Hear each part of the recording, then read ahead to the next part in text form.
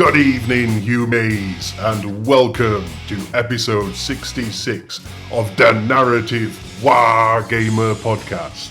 I am Death Skull Warboss Tony Rhodes, and tonight I am joined by my fellow Orc Warlords, Snakebite Beast Boss Dan Wellington, aka Red Tooth. Hello. And by Bad Moon Speed Boss Darryn Daggers. Alright, you gits. We've got a bunch of war bosses together tonight because this is a very special episode of the show. It is, of course, the Orks on Crusade. But I think we'll go back to low gothic for the rest of the show because otherwise it's going to be a little bit overkill for us all. Yeah, I don't think my throat could take it. I have a feeling that some of that will sneak in sooner or later. Anyway. Yeah. Yeah, of course it will. But yes, good evening, listeners. It's fair to say the three of us tonight are quite excited about our topic of discussion, and of course our latest new release from Games Workshop. I'm of course talking about Codex Orks, our latest 10th edition iteration of our favourite faction here on the show. And we are of course going to do a deep dive into the Crusade rules later on tonight.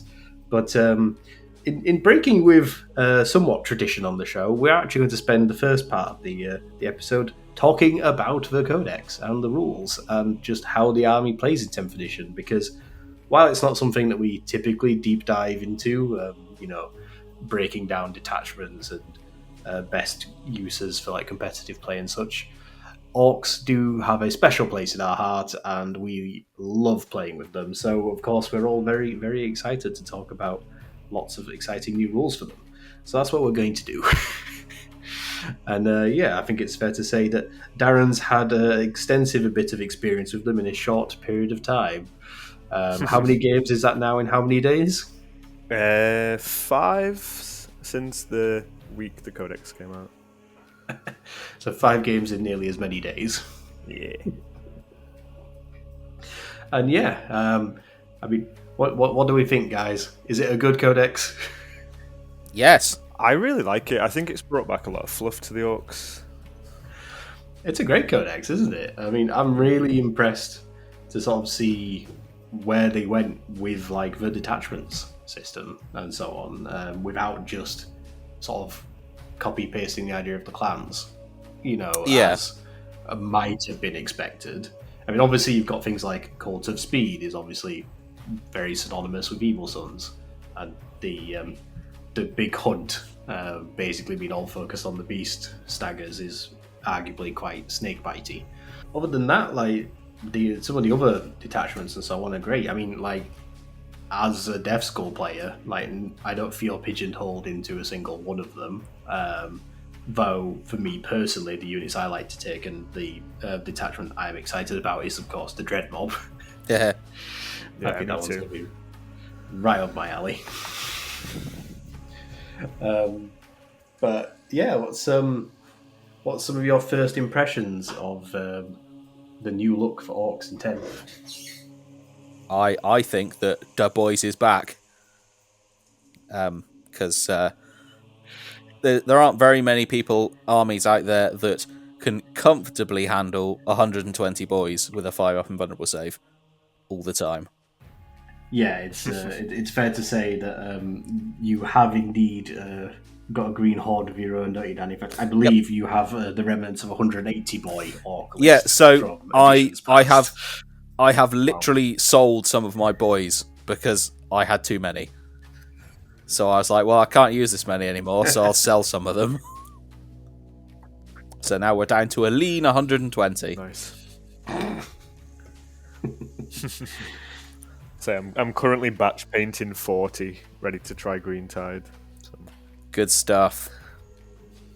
I have to say, for me personally, for the first time in a long time, I'm quite excited to get units of shooter boys on the table. Yeah. Specifically in the Dread Mob. Because with a mech in the unit, yeah. Exactly, yeah. Just by having a mech in the unit, they get the benefit of the random weapon benefit table. Now, yeah, I don't particularly plan on going for the hazardous weapon options on a mob of 20 boys. Very often. No. Maybe once they're whittled, maybe if they're whittled down in size a bit. But having a mob of 20 boys who are putting out in rapid fire range, you get 3 shots each with the shooters. So obviously, pending for casualties, you're probably looking at somewhere in the range of probably an average of 40-ish shots for this unit when it fires, either at long range in large numbers or at close range in smaller numbers.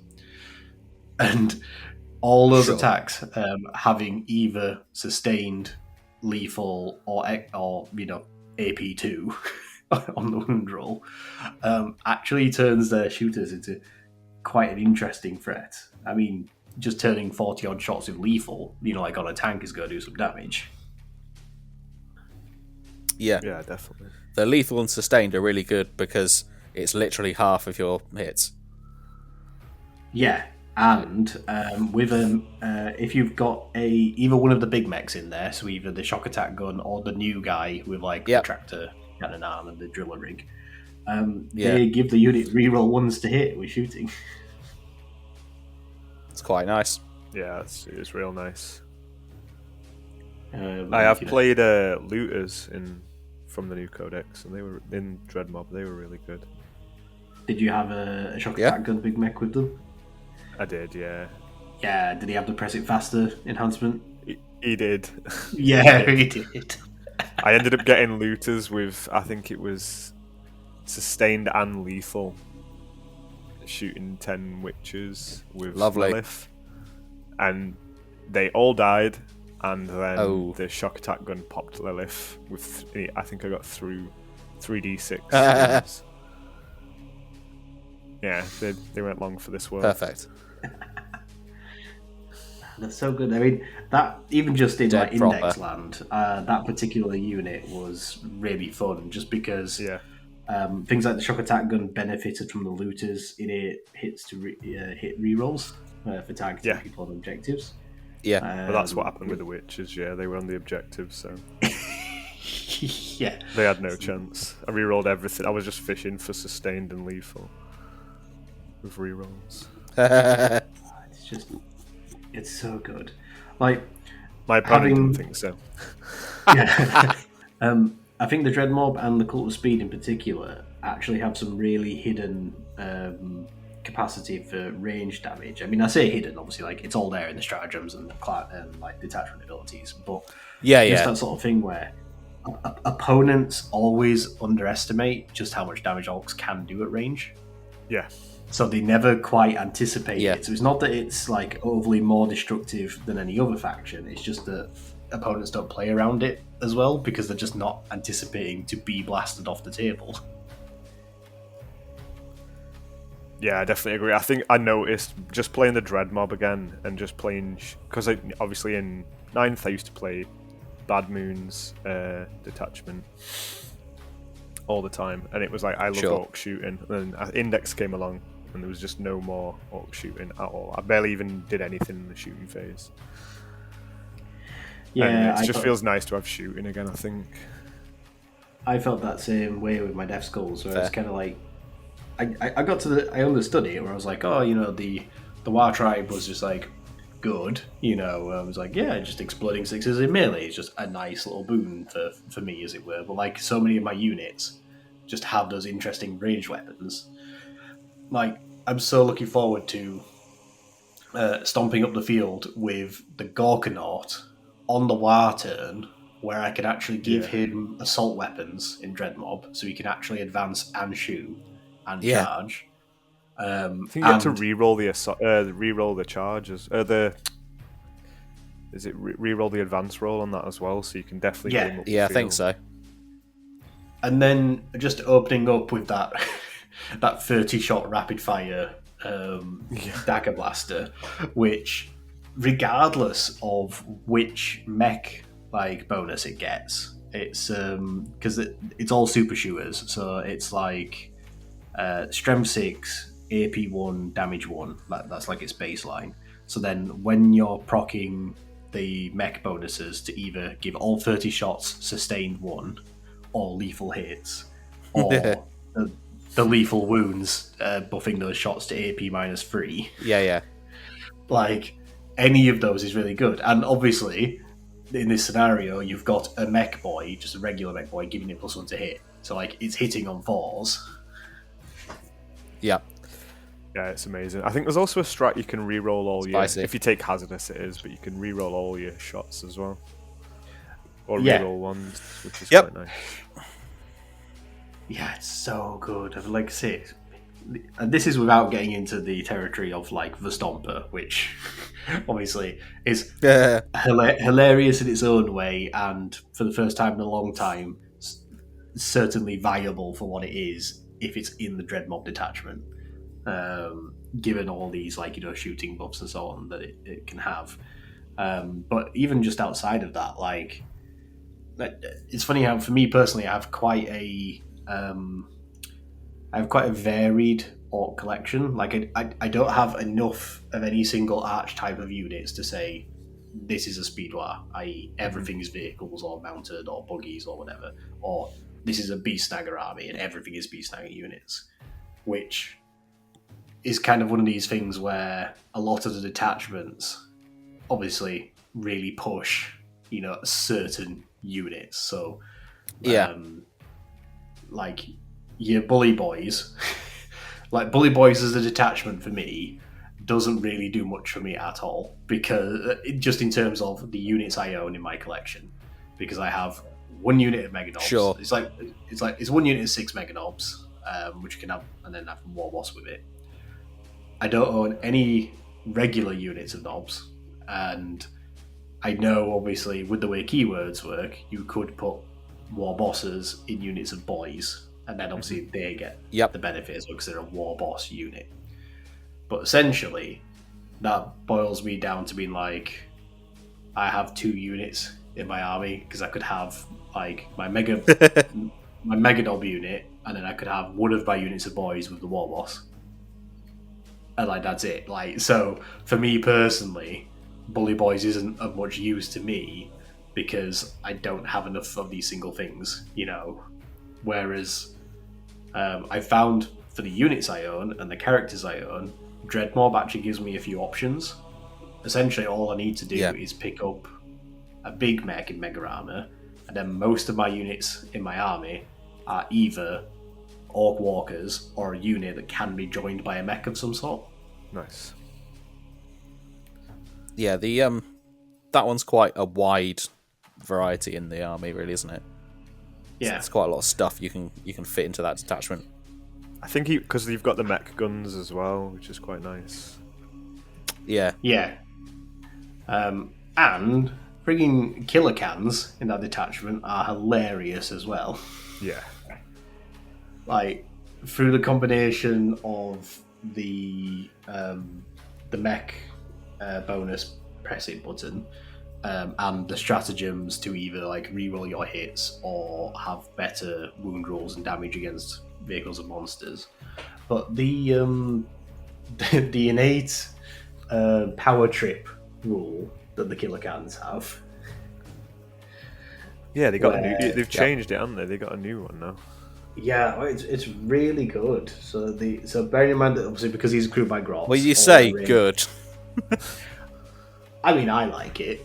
All their range attacks hit on 4s because they're crewed by Grots, and then wherever they shoot, if you choose to roll this d6, which is optional, they say. I don't know who wouldn't, because it's just funny. It's essentially either kind of like a fancy hazardous roll. It actually plays a fair bit like the way that most psychic powers play currently. I.e., you roll a dice on a 1 or a 2, your unit suffers d6 mortal wounds and doesn't get to do the fancy thing it's trying to do.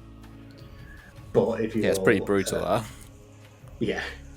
If you roll a 3 to 4, you get to add 1 to the strength characteristic of all their ranged weapons. If you roll a 5 to 6, you get to add 1 to the attacks characteristic of all their ranged weapons. It's pretty good. Which is in addition to the fact that you're rolling on that D3 table for either sustained, lethal, or extra AP. Mm-hmm. And I actually really like the straight up cannon shooters, the like big shooter equivalent that they have on the killer cans, because they are essentially they're a big shooter, but they've got dev wounds. So suddenly, especially if you pop the bigger shells and bigger gits strat and you make their weapons damage 2 against monsters and vehicles. That's fair, yeah. So you could. You wouldn't get the dev wounds if you got lethals, but if you got sustained, that could be quite a lot of. Yeah. So bearing in mind that your unit is only going to be 3 to 6 models, in that scenario, if you're actually wanting to stare down an enemy, say vehicle or monster, for the 1 CP, you can push it. I suppose it'd be 2 different sources of hazardous, wouldn't it? But it'd be funny. Well, you might as well do all of them. Yeah, you push it for the +1 wound, +1 damage, and first source of hazardous. You pick to have sustained hits on your mech bonus, second source of hazardous. Yeah. And if you're lucky enough to roll on the power trip and roll a 5 or 6, you get +1 attack. At an 18-inch rapid fire range, each can puts out 6 shots that hit on 4s, with the option of spending more CP to re-roll those hit rolls if you wanted. Well, you might as well. You can't go hazardous 3. And even that would only be 2 CP investment. That's true. But like, you'd be putting out 6 shots per can, hitting on 4s, re-rolling at strength 5, but you're sustained hitting, and then any 6s to wound, and you're doing dev wounds for 2 damage. Yeah, it's really good. Like, that's just so much fun. Like, there's a real element of embracing gambling, as it were, with this particular attachment, and just being so many weapons and options have the ability to spike so highly on your dice rolls based on what bonuses you roll up, or what stratagem you add, or what innate ability the unit has, like on top of what it's doing. It's just a really, really fun detachment, and I think it's going to be my favourite way to play with them, certainly, in the new Codex. It definitely feels like the sort of go-to for a casual, inverted commas, silly fun game, because it's just so orky in the sort of traditional old school sense of you might blow yourself up.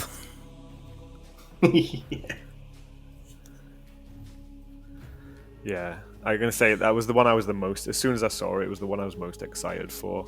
It was the first one I played when I got the option to try it out. Obviously, tried it a couple of times. I really enjoyed it.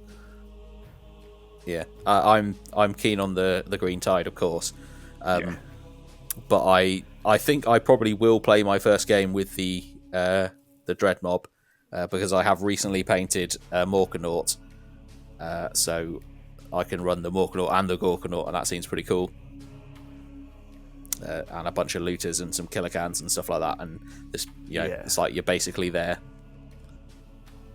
Yeah. I mean, funnily enough, when going through all the options in the book, I feel like I'm actually going to bother converting up the last 2 members I need for the weirdly kitted out Tank Buster unit of 10th edition. I basically need to convert up a twin rocket pistol boy and a tank hammer boy, and then I've got what is like the weird 5-man Tank Buster unit that it is now. But one of the reasons for that is because they can be joined by a mech. Ooh. So they can they can benefit from the mech detachment bonuses, which is always funny, the idea of having sustained hits potentially on the rockets that they fire. Yeah. But basically, because I plan to use them as like a little escort for mechs who don't have a unit to be running around with otherwise, and plan on following a vehicle around, to sort of repair it and give it the buff. Oh, so that's a good idea, actually. Yeah, rather than sitting in a unit of 20 boys and charging forwards to obviously go grab objectives and stuff, I'll just have my lone mech who's following the Gorkanaut around, escorted by 5 tank busters, who happen to get the benefit of having a mech with them.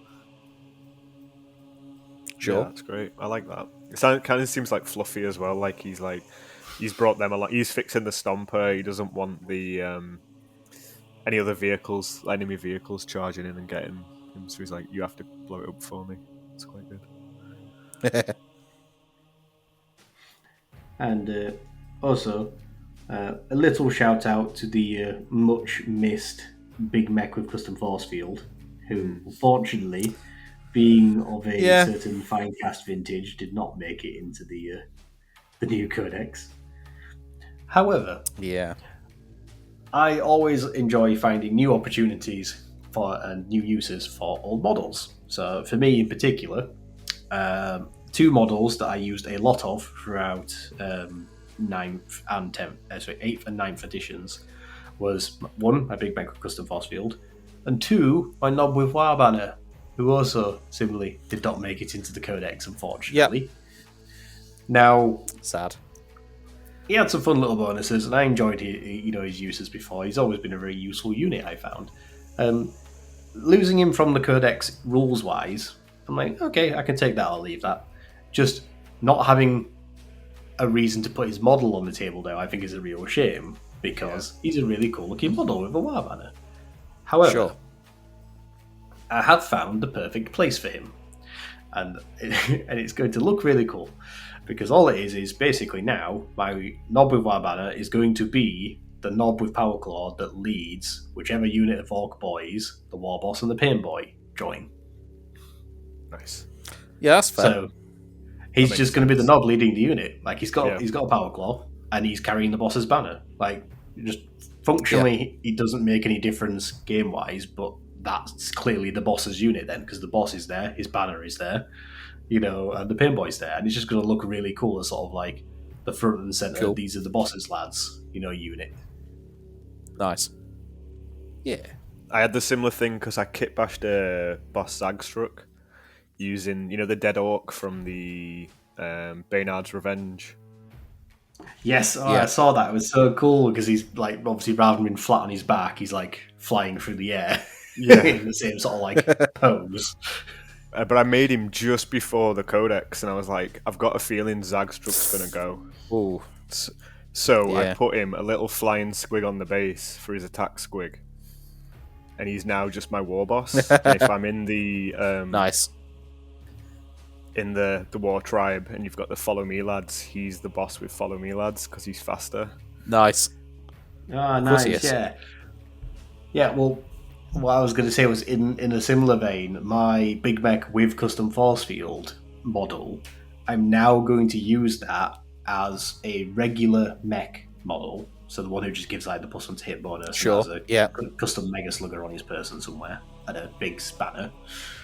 And I'm going to use him as whichever mech takes the Smoky Gubbins enhancement, which is the -1 to hit enhancement. Like for him and his unit. Yeah, so, makes sense. Like his force field lives on as the -1 to hit bonus. Like that's how it protects the boys he's with now. So, like, I do think it's always worth pointing out that even though these models might lose their data sheets, from edition to edition, there's always a good chance they might come back. Like, realistically, probably the main reason that like the Warbanner has gone is just because the only model that existed for it in the officially supported range was Finecast. And if at some point they release a plastic Orc Warbanner, which I don't think is out of the realms of possibility, like it's going to be a long time yet, but like it might be something they do at some point, in a box set. You might get an orc kill team, which is all knobs. Like it's meant to be the bosses, like bully boys, and one of them might have a war banner, for example. At that point, it'll probably come back in the next edition of the Codex with some rules, and then I then don't need to go out and buy a new war banner because I already have one. You can come back then in 11th edition. Yeah, these things go around in circles. He will come back, and in the meantime, he's got to use it elsewhere where he's going to look really cool. Yeah. So, because I got the baby Squigoth, the little one, and I'm thinking I'm going to build a trailer for it that it can just slot on its back end and make it into a second kill rig. Yeah, it's obviously that makes sense. What you're referring to there is the fact that that particular Squigoth has moved to Legends. In fact, did the Gargantuan one move as well? No, just the Gargantuan one stayed. Yeah, okay. Yeah, all the other Forge Worlds gone to Legends. Now, I mean, that's not going to stop you, Darren, from playing with your Squigoth as a Squigoth if you wanted. At least, those Legends rules are still there to support it and give you the option of actually playing with it in your own games if you wanted. But your suggestion to make it into a kill rig is also a great idea, if you still want to keep it as that thing that's valid in the modern rule set environment. Yeah. I don't mind playing Legends and stuff as well. I'm not too fussed on it. I've still got a Pain Boy and Bike and stuff like that. I think for our purposes as a channel of narrative stuff, I think we've got to support Legends as an option to use. I get that it is very frustrating for Games Workshop move your stuff to Legends, and then you kind of have to do the thing where you got to ask your opponent if you're allowed to use it, rather than just assuming, just because that's kind of the way, the kind of unwritten rules of the social contract we do. But in part, it is reasonable for people to be mad at Games Workshop about that. But at the same time, you've got to accept that it's partly on you and the people you play with to allow Legends in the game. If you're not preparing for a tournament, then you might as well let people play with their toys, right? Even if the rules are less good, it's still, you can still do that. Yeah, I think because I'm in a narrative group as well that play narrative games, so they tend not to mind if you bring Legends, really, if it makes sense. Yeah, and I think it's absolutely worth saying. Just because something has moved to Legends, by no means it's unplayable. There's a ton of fun stuff in there to still use. I mean, if you really wanted, Darren, I'm guessing, I haven't checked this, but I'm guessing that Zagstrug has rules probably in Legends. So he could still come out and lead your Storm Boys on occasion if you want to in a friendly game. Yeah, I think he does. Yeah. Cool. Well, talking about the armies as a whole and stuff, what about some of the actual units and rules and things from the new Codex? Any standouts or interesting units that have taken your interest? I think the one that everyone's kind of excited or fearful about, depending on which side of it you're on, is the new Mega Nobs one. Oh yeah. Yep. Yeah. Feel no pain in the war. That's scary. That is. Yeah. It is. For someone who's played well, they soak up a lot of damage.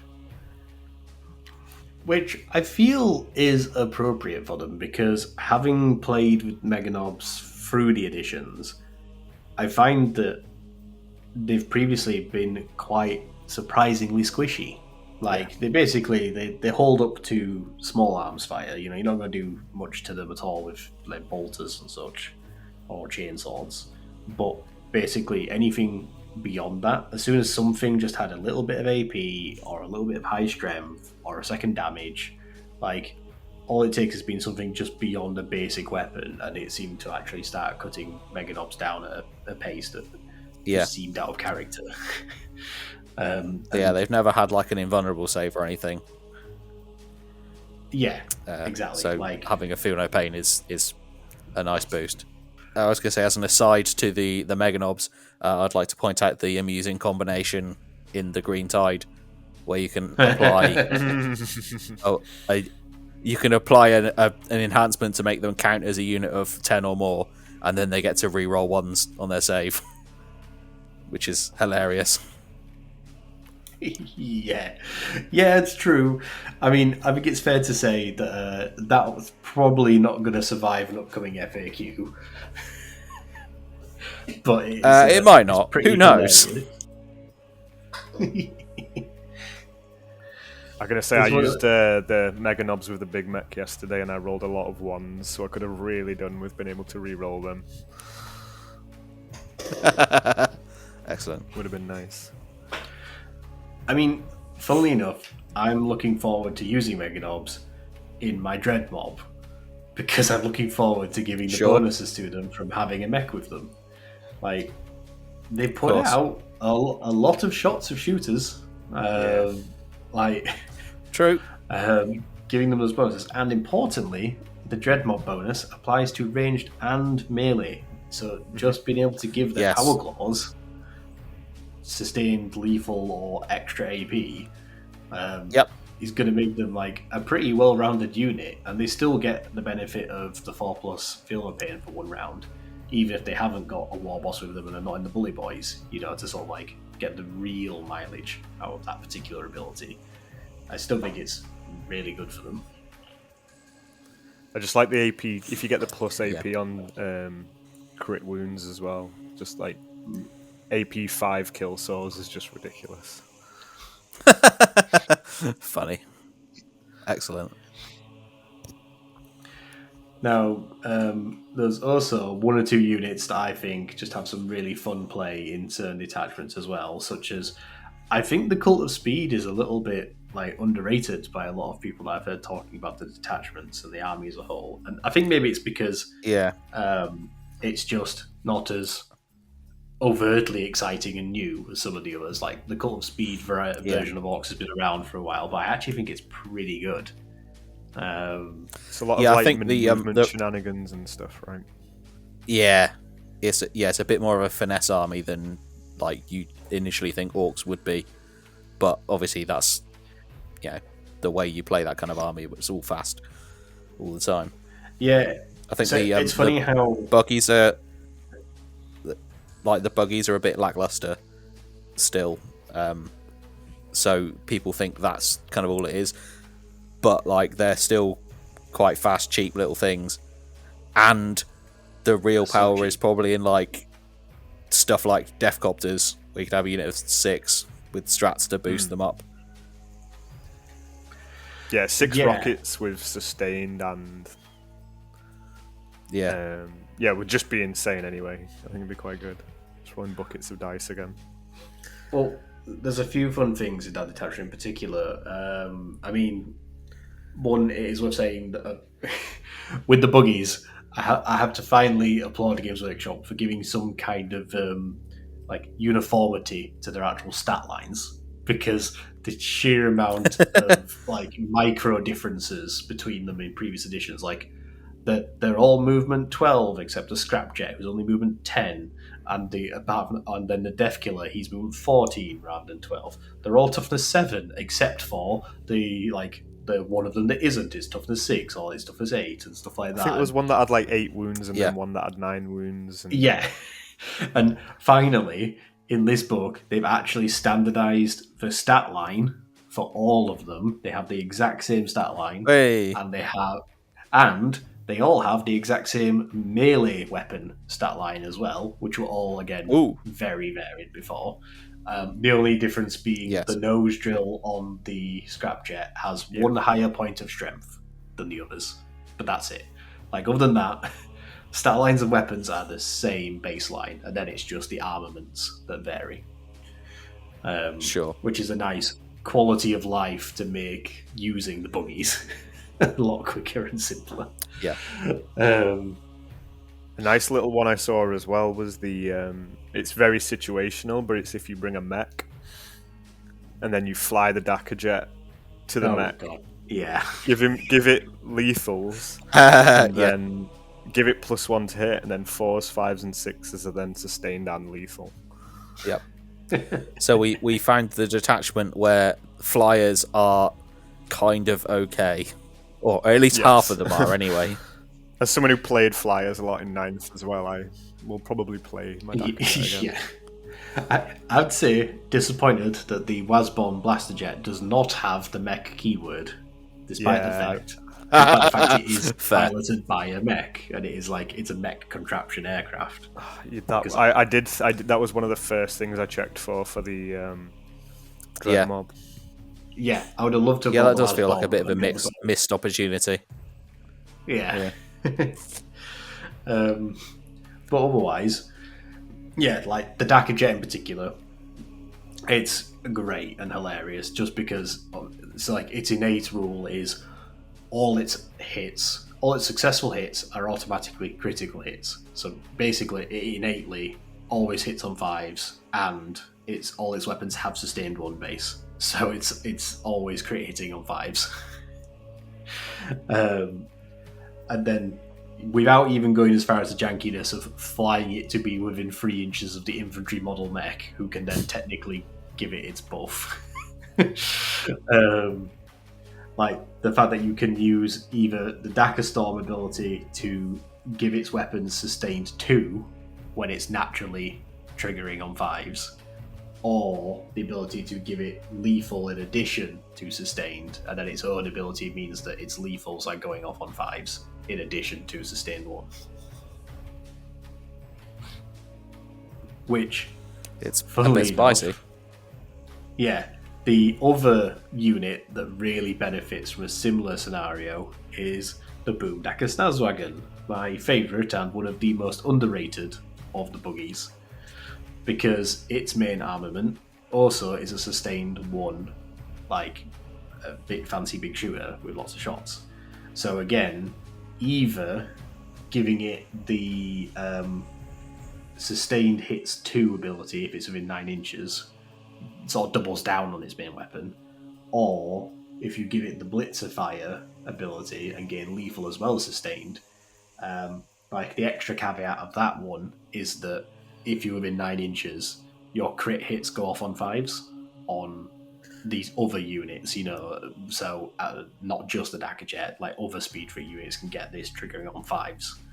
So having the mech special suddenly be lethaling and sustaining on 5s for 1 CP is so much fun, especially when that particular buggy is also great for popping tank shock with, and it's the only buggy that comes with the grenades keyword as well. Oh, nice, yeah.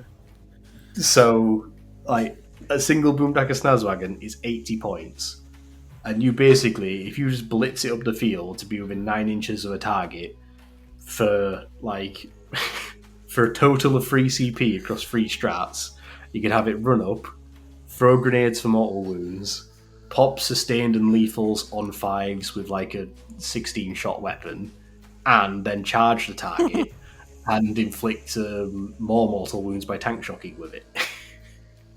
That's great. It's great. It has so much surprisingly like high lethal output for just this cheap little missile you just fire into enemy units for 80 points. Yeah, I think as someone who played like a lot of bikers and stuff as well, just the kind of like stuff that you can give to the Death Killer Wartrike in the speed detachment's really good. Like giving it extra movement, things like that. The other reason why I think that the Cult of Speed actually has a lot of extra play to it is because it kind of has 2 caveats to it. So obviously its main caveat is that it primarily affects Speed Freaks units. But then a couple of its stratagems and a couple of its enhancements basically work around trucks and mounted units in interesting ways. Yeah. So it's not just the buggies and the shooting and all the rest of it. So specifically, things like the speediest freaks stratagem, which is can be used on a truck. So your truck unit can gain a 4+ invuln for 1 CP against ranged or melee attacks.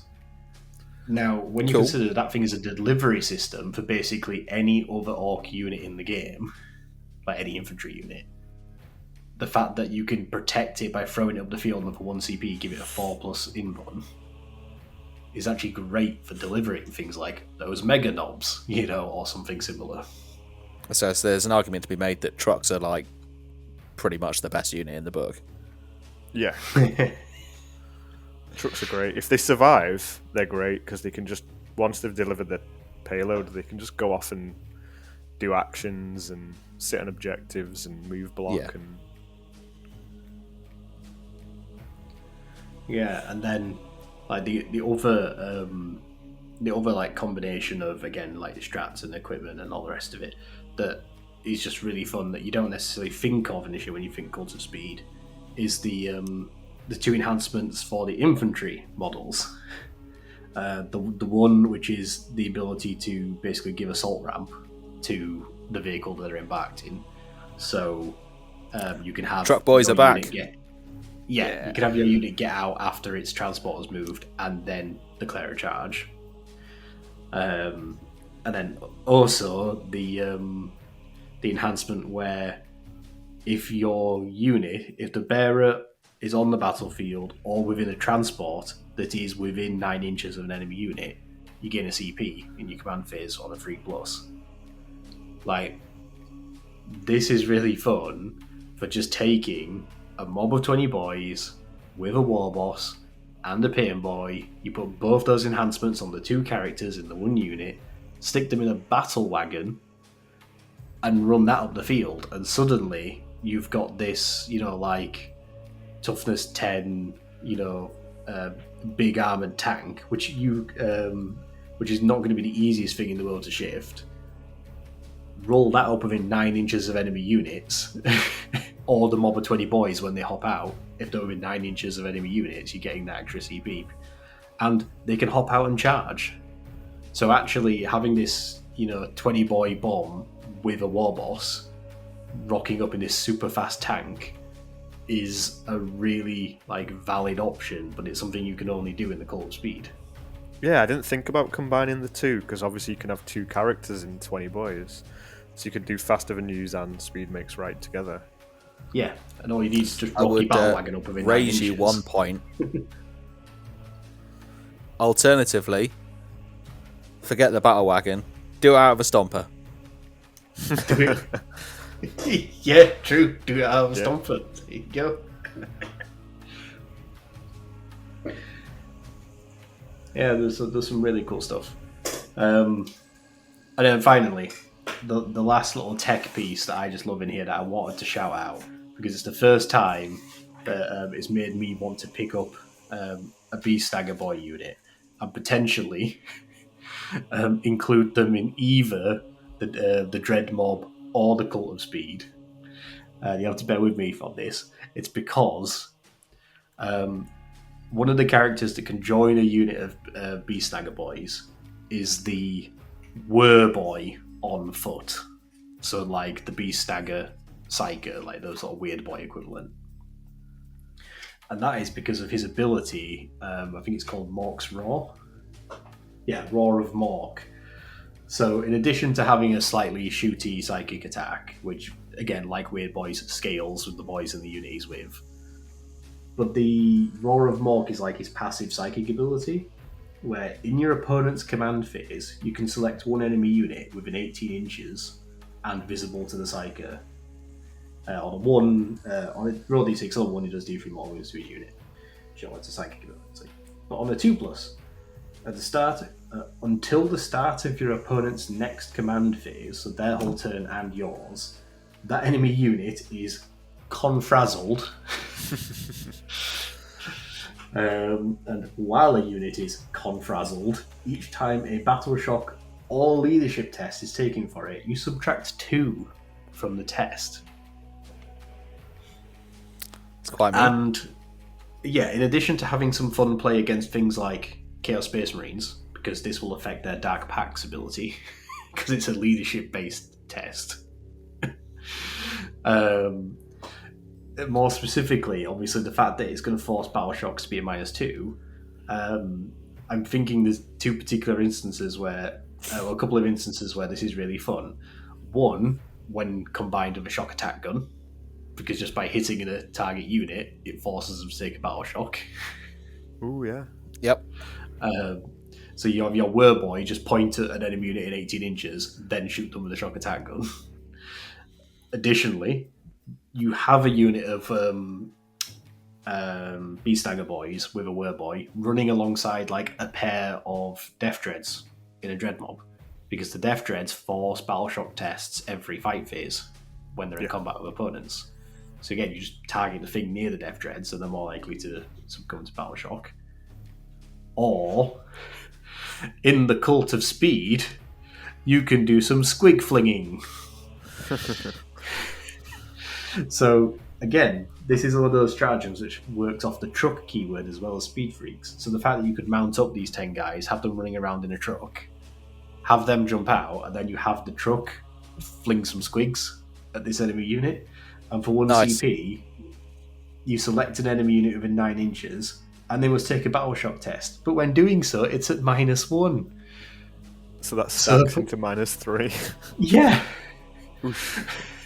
So for 1 CP, you have your Speed Freak Beast Snaggers running up, throwing really scary squigs at people.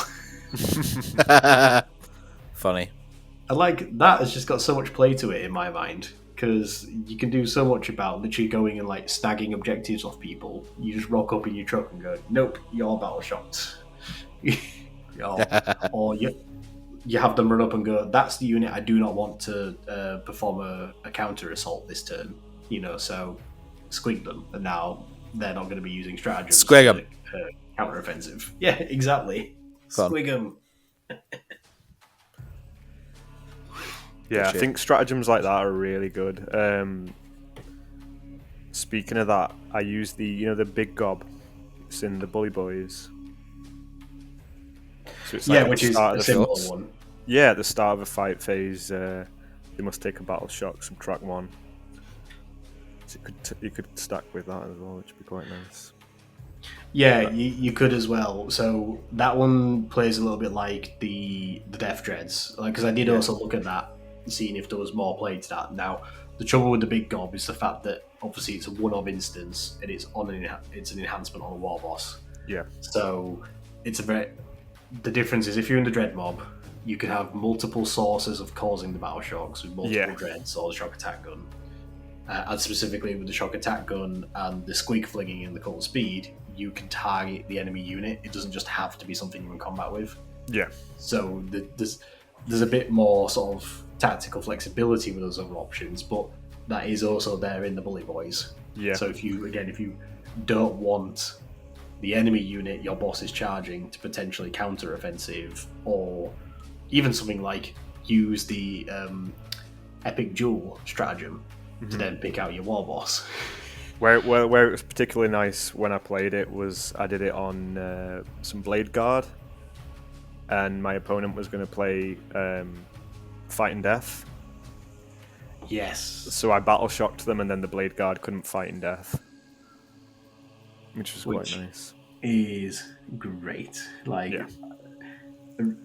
I still think Battle Shock is underrated by a lot of players, because its uses of things like that, which is suddenly it shuts out your opponent's ability to mess with your plans or execute their plans the way they're intending to. Yeah, I did actually try the cutting down stratagem in the Bully Boys as well, which was quite fun. So you make them take a desperate escape test when they fall back. Nice. And it subtracts 1 from the test, but my opponent had put a Drukhari Raider into my war boss, and he wanted to shoot my war boss with everything else, so he pulled the Raider out, and I was like, I warned him first and let him know I could do it, and he was like, I'll do it anyway, and then I rolled a 1, and an 8 wound vehicle just died. Love it. Nice. Come back like here. That the war boss just grabbed it with his power claw, ripped the front off. And the thing crashed into the Nice. ground.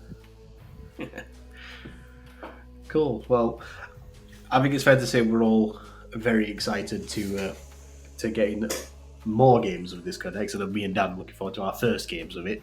Darren's looking forward to no doubt his 10th, 15th, and 20th games.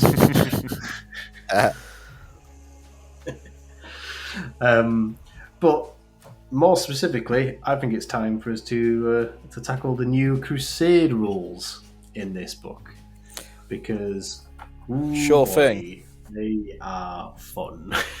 So, for those of you who either played along in 9th edition or managed to get in some Crusade games with your Orks previously, you'll know that the previous system was, in my opinion, interesting and thematic, but a little bit thin on the ground.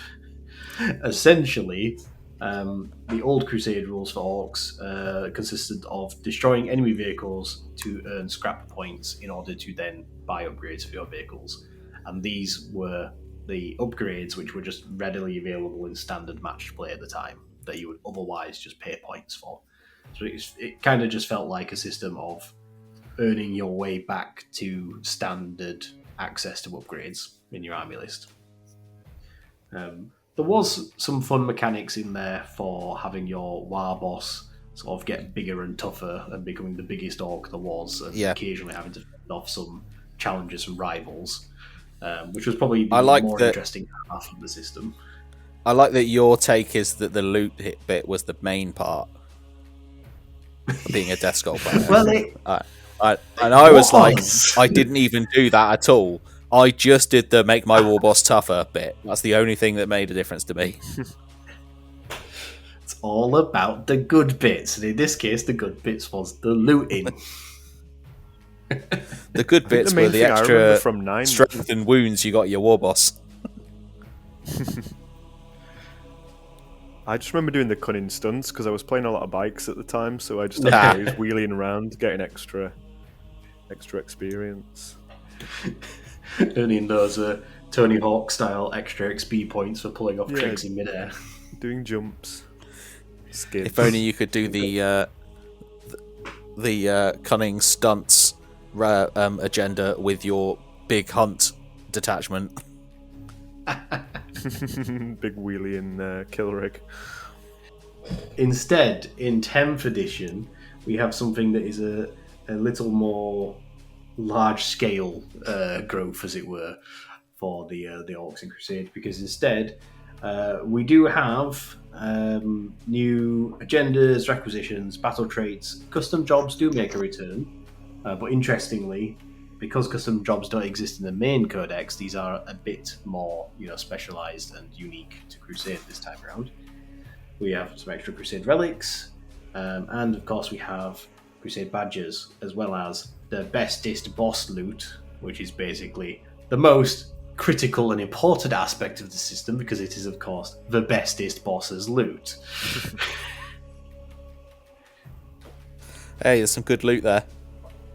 There's some very fun loot when we get to them in a bit. Basically, it's kind of like an additional list of unique, legendary Crusade relics, which only your war boss is entitled to pick from, because he's the biggest and the best. But the mainstay of the system is called the launching the war, and basically this is just, it fits really well and thematically, because it's about keeping track of how big your war is getting, and how raucous the orcs are under your control, and how easily or difficultly you're holding the war together as the boss in charge as it gets bigger and bigger and more raucous. So, as we had in 9th edition, when you create your order of battle, basically you assign an extra keyword to your basically lead war boss, so that he gains the war boss keyword, and basically this denotes him as the warlord in charge. He is the war boss of the war. He is the biggest and the best, as makes right. Yep. Worth noting that is specifically war boss units, as opposed to anything else. So you can't have a mech war boss or a weird boy war boss or anything. Yeah, it is specifically a war boss, which, having run through the book, I believe that basically covers war boss on foot, war boss in mega armor, beast boss on Squigosaur, and the Deathkiller War Trek also has the war boss keyword. Now technically there is also Gazgul Fracker, but being a unique character, he can't have this. Can't have the various upgrades. So it's not really. Yeah, I think taking Gaz in a Crusade is a bit boring. Yeah. Yeah, unless you are exclusively playing against Guard taking Yarrick. Sure, yeah. But yeah, again, Crusade's all about forging your own narrative and creating your own characters. You would miss out on some of the fun elements of it if Gaz was taking the spotlight. Yeah. Now, so in addition to your standard Crusade stuff that you're tracking for your Crusade force, we have, of course, the obligatory faction-specific resource to keep track of. In this case, we have stomping points. So stomping points just represents stomping points. I think you'll find stomping represents how big your war is and how much stomping it's doing. I believe you start at 0. But you get them pretty quickly. So there's a little tally here that tells you every time you achieve one of these following things, you earn X amount of stomping points. So each time you increase your supply limit, which is the equivalent of increasing the total points value of your Crusade force. So every time it gets a bit bigger, you also get an additional stomping point. Each time you win a battle, you earn 2 stomping points. Each time you destroy the enemy warlord in a battle, you earn 2 stomping points. And each time an Orcs character unit from your Crusade force reaches legendary rank, you gain +5 stomping points, which is a significant amount considering the scale goes from 0 to 50+. So essentially, if you get your war boss to be a legendary ranked character, he's 10% of the war himself. Yeah, as he should be. Should be. He's not just the top 1%er; he's the top 10%er. It's quite a feat to get a legendary rank in Crusade, but I think there's a fair few things in this to help you along the way. Yeah, there is. So, what we gain then from these stomping points is we progress through 1 to 4 stages of the war. The first stage being stage 1, Gathering War. So this is when you have 0 to 9 stomping points. And the effect it has is after each battle, you gain 1 additional stomping point. So just by playing games, you're gathering the war, having some good fights, which is attracting more boys. My interpretation of that was that was the default one that you got already. I don't know if that's... No, I don't think it is, because the only other ones you get +1 when you increase your supply limit, so when you're increasing the size of your force. Yeah. And then the other one is when you get it for winning a battle. Oh, that's the point. It's not for just playing. Yeah, okay, cool. Yep, so you get 1 for playing, and then another 1 if you won. No, another 2. At that stage. If you win. Yeah, sorry, yes, another 2 if you win. Yeah. Yeah, correct. so if you win your... Okay. If you win your first... Yeah, basically, in theory, after your first game, you'll get +1 even if you lose. You'll get +3 if you win. And you'll get +5 if you win and kill the enemy warlord while doing so. Yep. And you could spend all of your initial requisition on supply limit to give yourself +5 to start with, if you wanted. Yeah. So you could be right off the mark with a 10-pointer, which would actually get you into stage 2 after your first game if you really invested into it. Yeah. So theoretically that's possible, but more likely you're talking like 2, 3, 4 games. Yeah. And when you are in stage 1, you cannot suffer any orky ructions, which essentially is whether or not your orcs are getting into too much of a scrap with themselves in the meantime. It reminds me very much of Animosity from the old fantasy battle rules. Yes. Orcs and goblins. A real throwback to when even orcs didn't get along with other orcs enough to organise a battle plan. However, once you get yourself up to the stage 2, which is 10 to 24 stomping points, you're now in an escalating war. And again, while in this stage, you gain 1 stomping point after every battle. However, after each battle, you must also take a ruction test, subtracting 1 from the result if you lost the battle. The way that a ruction test works is it's basically a leadership test against your war boss. But if you lost, it's a -1. So it's him asserting control of the war. So if he passes the leadership test, great, no problems. He's busy cracking heads, so just keeping everyone in order. And if you fail, there's 1 of 2 tables to roll on.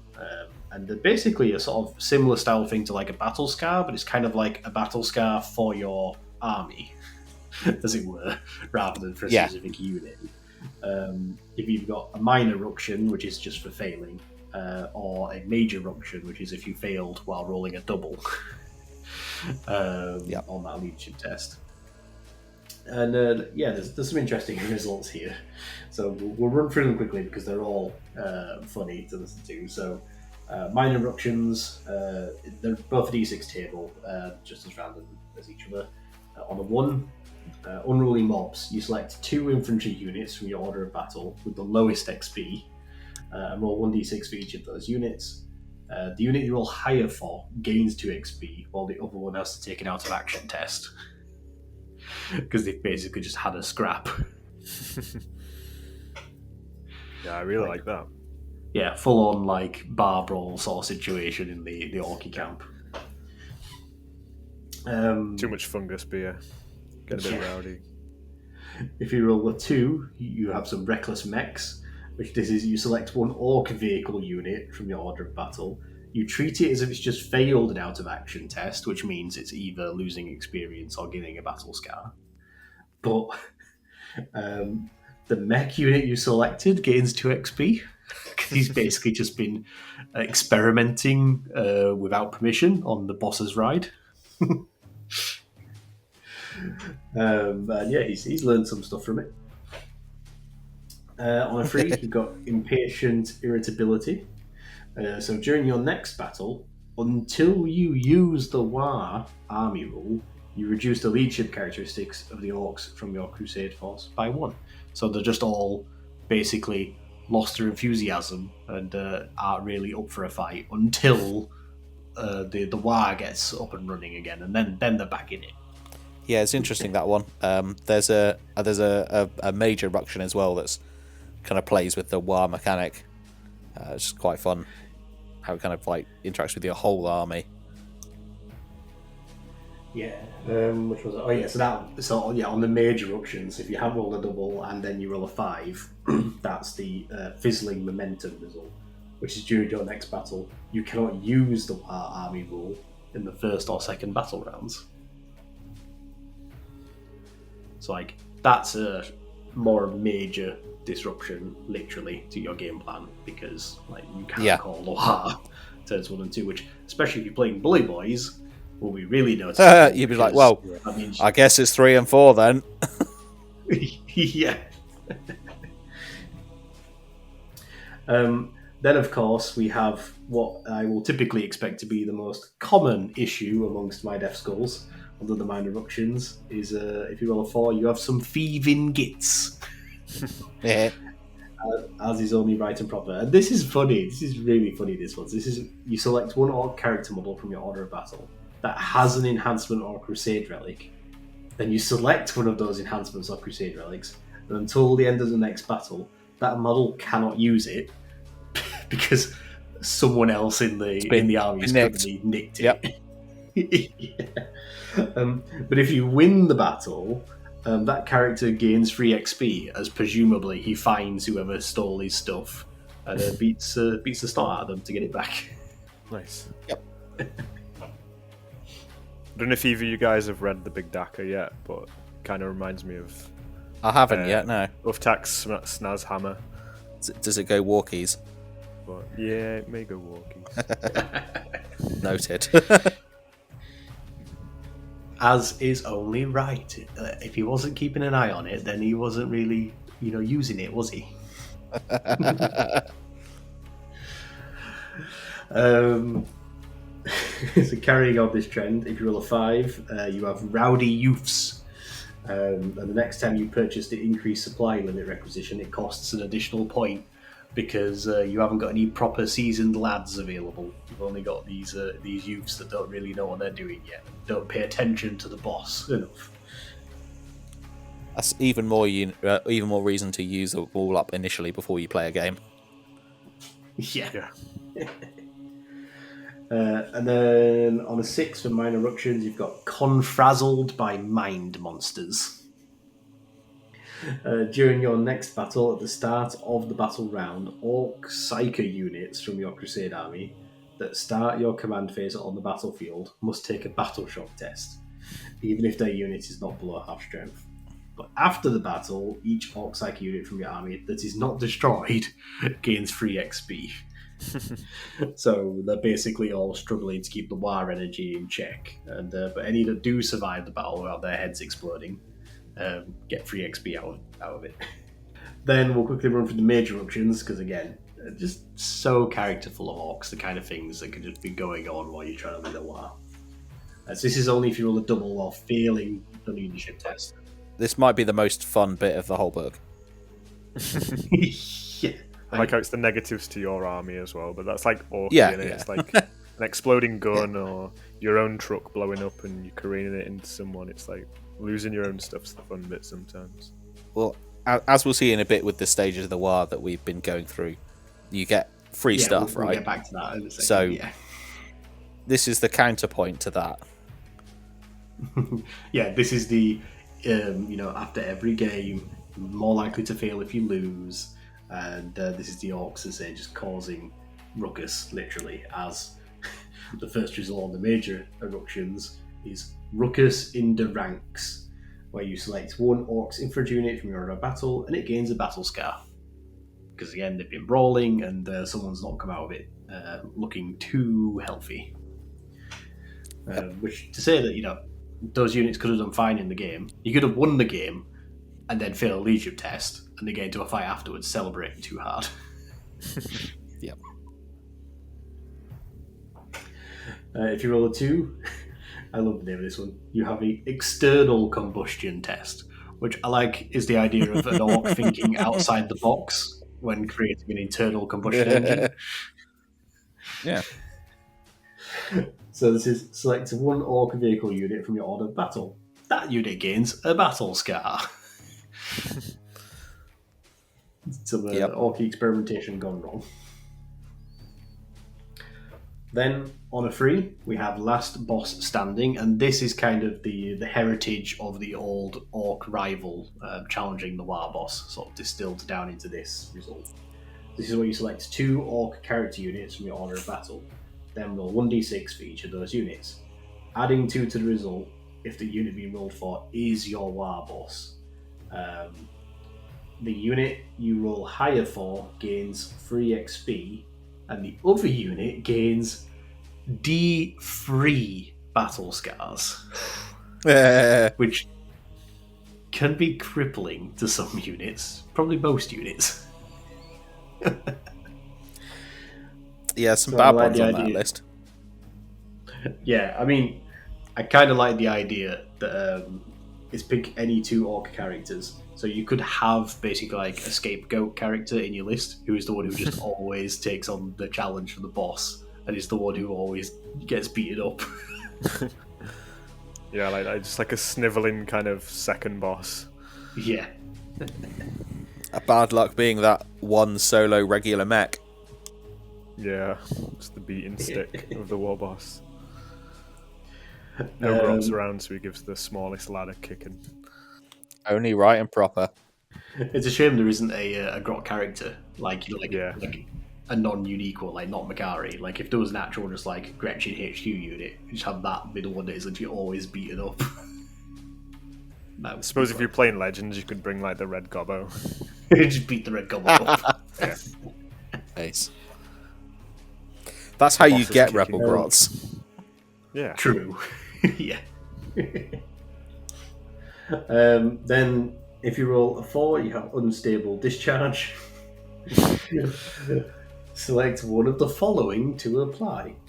Either reduce your stomping points by 10, which is a pretty significant dip, or select one Weird Boy or Werboy model from your order of battle, and that model gains 1 battle scar, which I feel like is potentially the less harsh option of the two, but I suppose one is just like reducing this you know, nebulous resource management thing by some numbers. The other is actually doing a battle scar to a model that plays on the table in a game.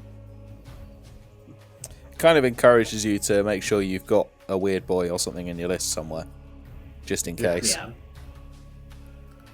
All the more reason for squig flinging.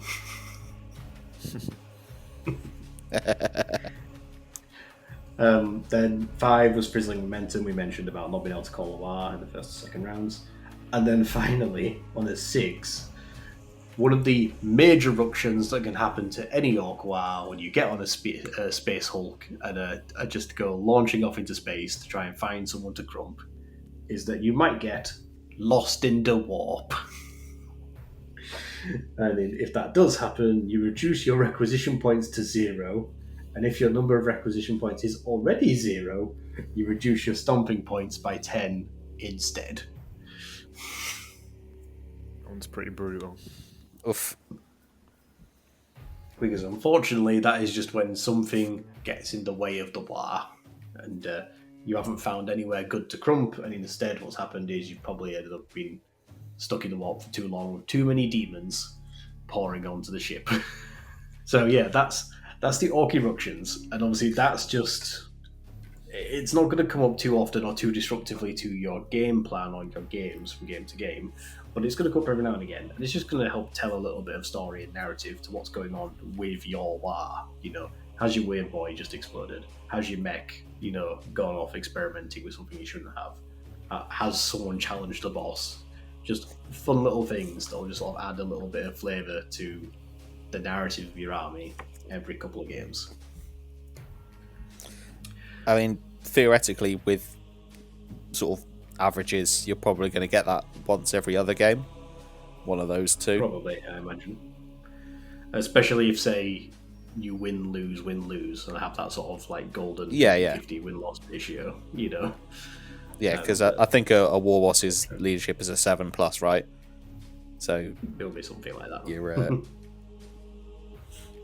so you're going to fail about half the time. So that's the Orc Eruptions. The other aspect of the stage 2 of the war was gaining access to custom jobs. Now, basically, the way I read this is once you're at stage 2, you have access to using the custom job requisition, which is, I think it's just 1 requisition point to then buy one of these upgrades for an Orc vehicle in your Crusade force. Sure. The only real caveat is that each vehicle can only have 1 custom job at any time. You can have multiples of the same custom job across your army. And let's look at a custom job is 2 requisition points. It's just one of the new requisitions that you can use. We'll go through them quickly, because again they are fun, and there are some returning classics names from any players who will recognise these from 9th edition. You've got Fortress on Wheels, so truck or battle wagon model. You add 1 to its toughness characteristic, and this model has a 5+ in bun, just built in. Great. You then have shootier guns, because every Orc dreams of that. That's each time this unit is selected to shoot, you can roll a d6. On a 1 until the end of the phase, ranged weapons equipped by models in your unit have the hazardous ability, which obviously would be fun in your Dread Mob if you're doubling up on sources of hazardous.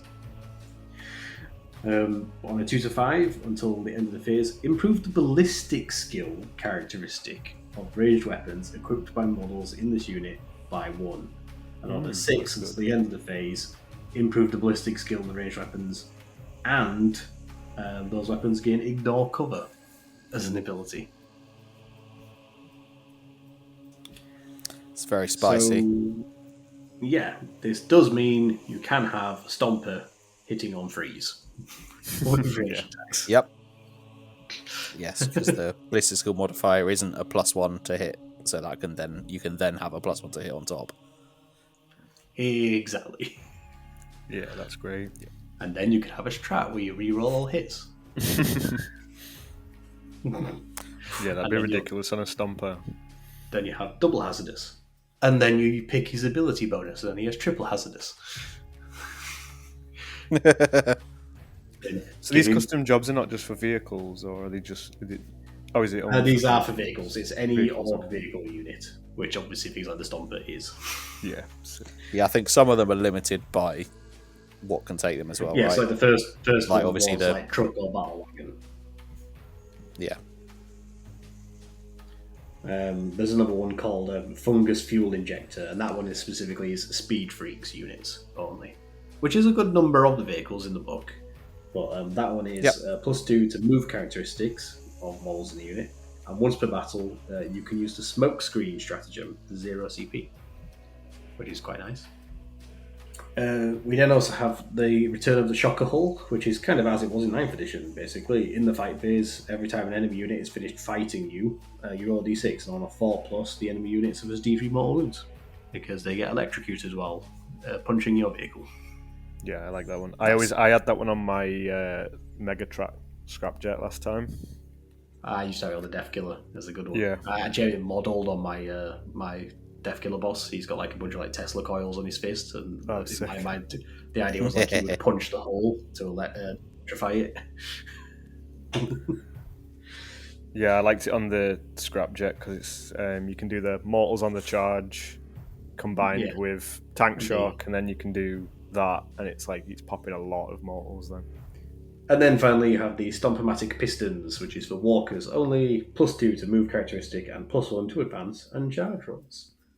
So again, in your Dread Mob, being able to then re-roll those charge advance and charge rolls as well when you've got +1 to advance and charge. Very fun.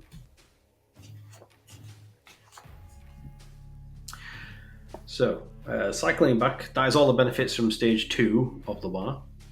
When you have 25 to 49 points, you're in stage 3, and you are now at a thunderous war.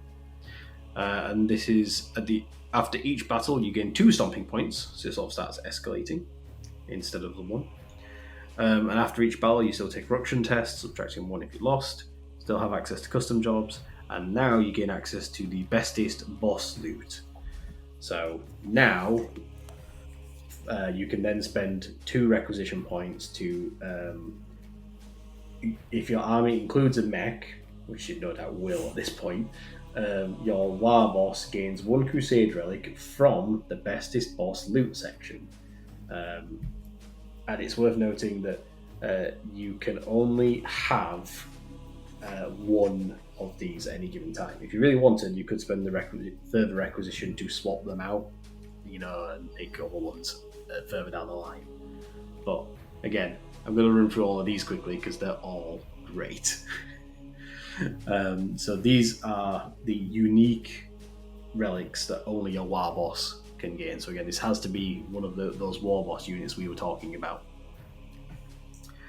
So you've got Res Mecha's Redder Paint for a mounted war boss only. So this is the Death Killer Wartrike, or funnily enough, the Beast Boss, the Squigosaur. And I'd already been painting his squig red if it wasn't already, just actually with paint. +2 to movement characteristic, and the models in the bearer's unit have the Fights First ability.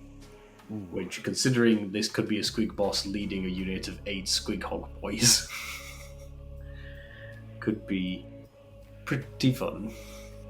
Yeah, I didn't think about that. That'd be great on the beast boss on Squigosaur. I like the idea of him having a little grot assistant model on his base that's got a little paint pot and paintbrush. Yeah, painting the squig's foot.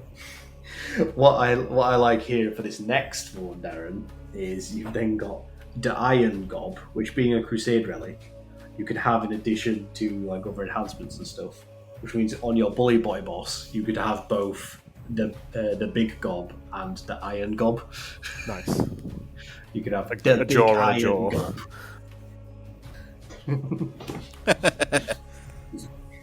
Hey boss, have you ever heard of the phrase "a jaw on a jaw"? It's like the idea he's got his original like war boss jaw, but now he's got the Iron Gob. He just like slots it over the top.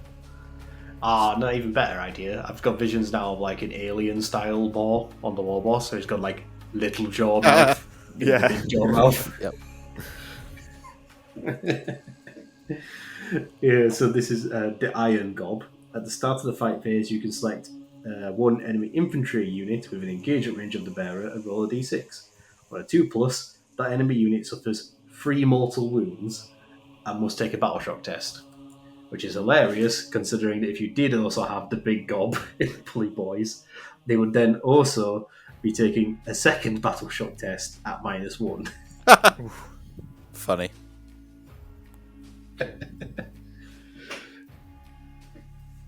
Oh, that's really funny. Just the idea of this boss just like shouting that loudly at them. Like the idea of like, take a battle shock test. No, seriously, take another battle shock test. Funny. That's brilliant. Select one enemy unit with an engagement range of the bearer. Technically, if you multi-charged and he was in base with 2 enemy units, he could shout at both of them. Nice. Yeah, why not? Yeah, he turns to grabs one leader by the scruff of the neck and wires at him, and then turns to the next one, grabs him and wires at him, wires them in both hands. Then you have the Frazzle Field Generator, which is you just select one melee weapon equipped by the bearer. That model now gains the Devastating Wounds ability.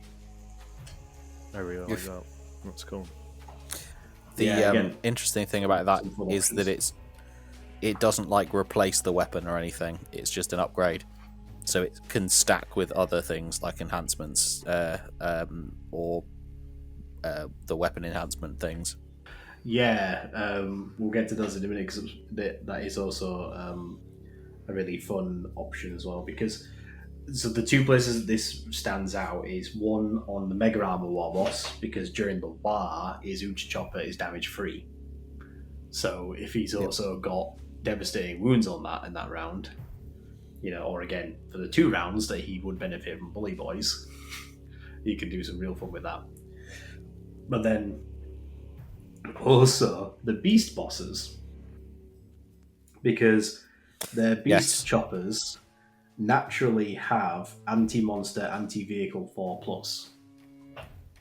So if you give their weapon Devastating Wounds, they're deving vehicles and monsters all the time on 4+. Yep. Yeah, that's great. I don't think there's many Orc War Boss models that don't benefit from Devastating Wounds on something though. Yeah, true. But that is also just a really good place for it. I think on the big hunt as well, isn't there something you can give your damage, your weapons +1 damage? Maybe. Yes. I think so. In the detached run, which would be good. Yeah, so then you could stack it with that and give it like a Beast Boss on Squigosaur +1 damage and Devastating Wounds. So you'd be getting Dev Wounds on there. On a 4s for vehicles. And 4 up Dev Wounds with extra damage, yeah. Brutal. Then, next to last, we have the Crushing Armor, which ironically, this is the thing that my War Boss has always been modelled with, and actually painted him up to have his Mega Armor, as though it has been crafted from the heaviest Space Marine vehicles and finished with brutal spikes. It's like his armor is actually built out of stolen Space Marine armor.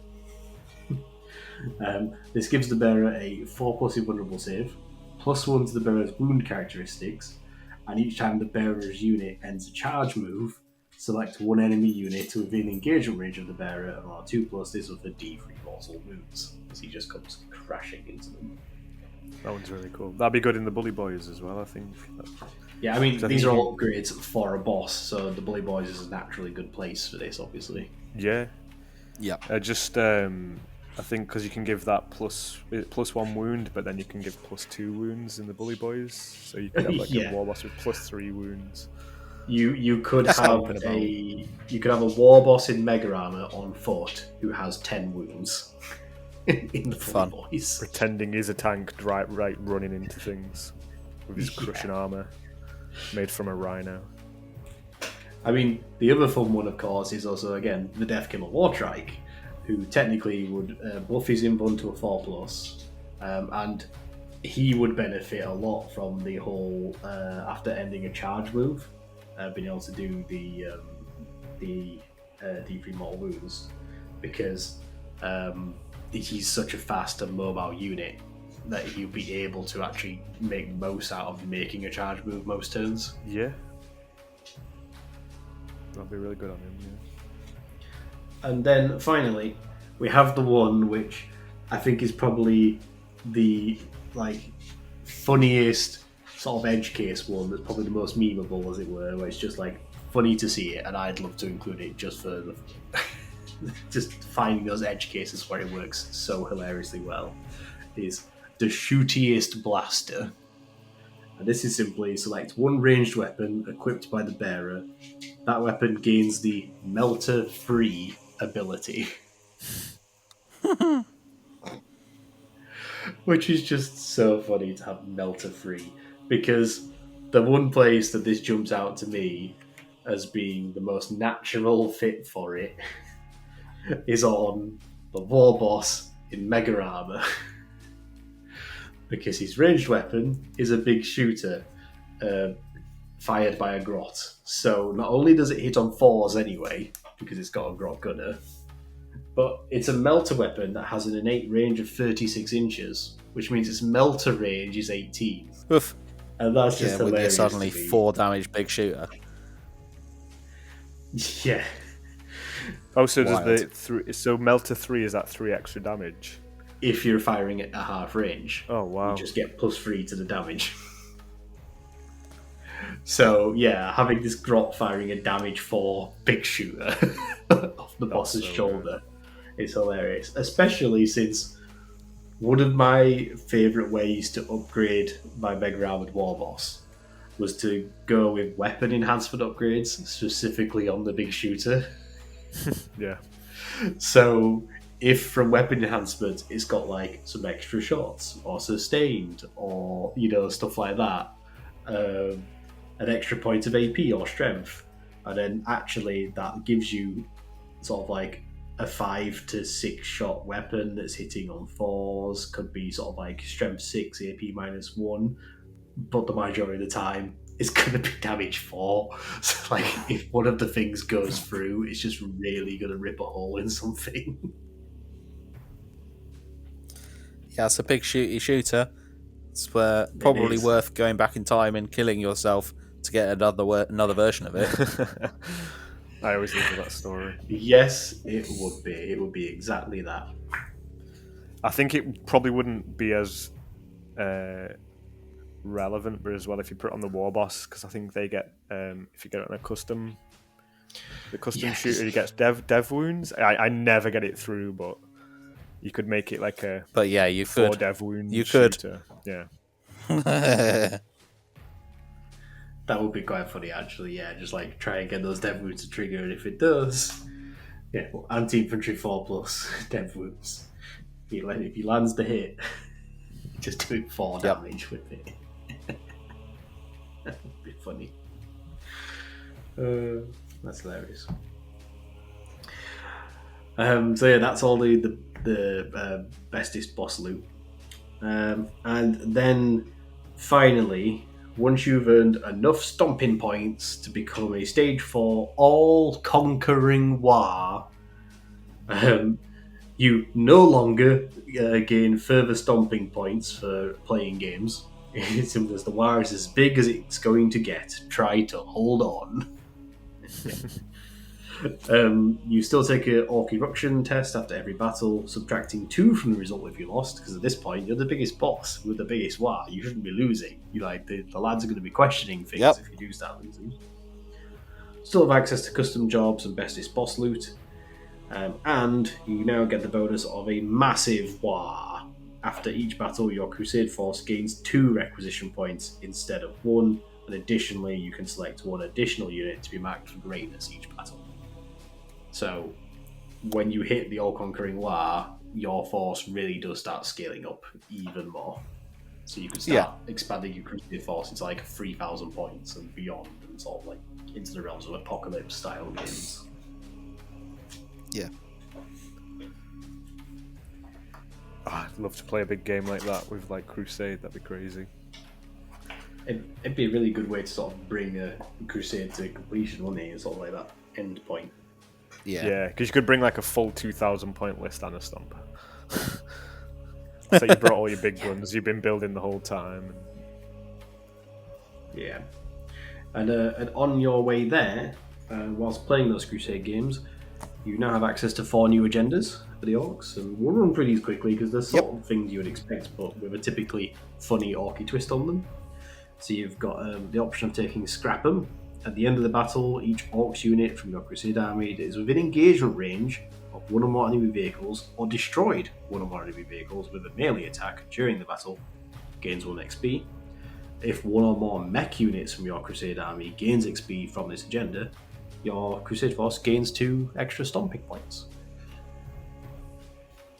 So if you've actually got your mechs wrecking things in combat, or just...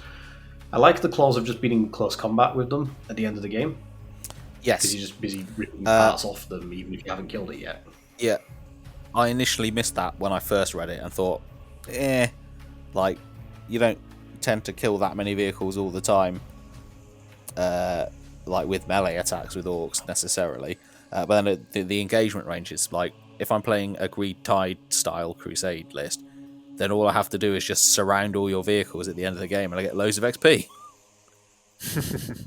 Yeah, exactly. So that's a good one. Because that's what I'm going to do anyway. Yeah, basically. Then you've got the show how it's done, which is basically the boss killing things. So this is each time your Warlord model destroys an enemy character, monster, or vehicle, it gains 2 XP or 3 XP instead if that Warlord model is your War boss. So, if I suppose the only clause would be if your War boss wasn't present in the battle. Like, if he's not part of the army you've brought to the game, then it would be a Warlord. Yeah, but why wouldn't you? Why wouldn't you? Exactly. Hey, for all we know, there might be some other crazy Crusade rules and some other faction coming up where he's been captured by Drukhari raiders and not available for a game, or something like that. There might be maybe, some case in the future. I do like this next one, though, the Scrag the Killiest Gits agenda. Yeah. At the start of the battle, select the unit from your opponent's Crusade army that has the highest points value, or if they're tied, the opponent picks which one. Until the end of the battle, that enemy unit is the Killiest Gits. Each time the Killiest Gits unit is reduced to below half strength as a result of an attack made by an Orcs unit, that Orc unit gains 3 XP. If an Orcs unit from your army destroys the Killiest Gits, that unit gains 3 XP. Which would be in addition to reducing it to half. So 2 sets of 3 XP to earn there. Yep. And then, if at the end of the battle, the Killiest Gits unit is destroyed, your Crusade force gains 3 stomping points. Because they proved that they went and killed the biggest and killiest thing. Yeah. It's very orky. That's what I try to do in all my games anyway. Yep. So. Yeah, I was going to say, there's a good chance that the highest points value unit is probably going to be a key unit to deal with in the game anyway. Yeah. So it's a good thing to lean into. The funniest bit about that is that it says reduced to half strength. Like each time it does it, you get 3 XP. So if you're fighting like Necrons, theoretically you could get that multiple times if the unit heals back up and then gets reduced below again. Yeah, I noticed that as well. Things like if they've got a mechanic equivalent that heals the unit as well, stuff like that, you know. It's worth noting that gain it every time it drops below half. You could even just let your opponent know, like, every time you do that, I'm going to gain more things, so they'll just stop fixing their thing. I was saying Crusade, it doesn't really matter like if your opponent's getting loads of XP, because that doesn't help them win the game at the time. So no. From my perspective, when you're playing Crusade games, you're like, yeah, go for it, just get all the XP off my stuff.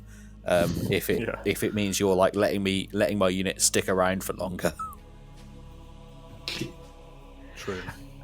I mean, notably, there's an argument to be made for the second half of the clause could also be true of units such as like Gulliman.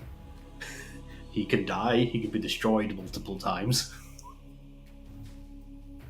Or Angron, yeah.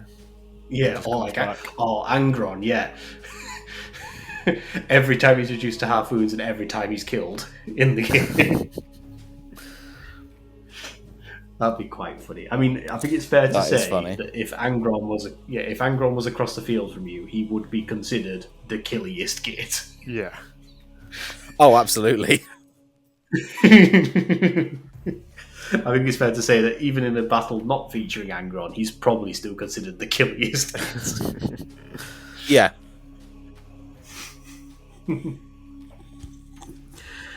And then finally we have the overwhelming aggression stratagem.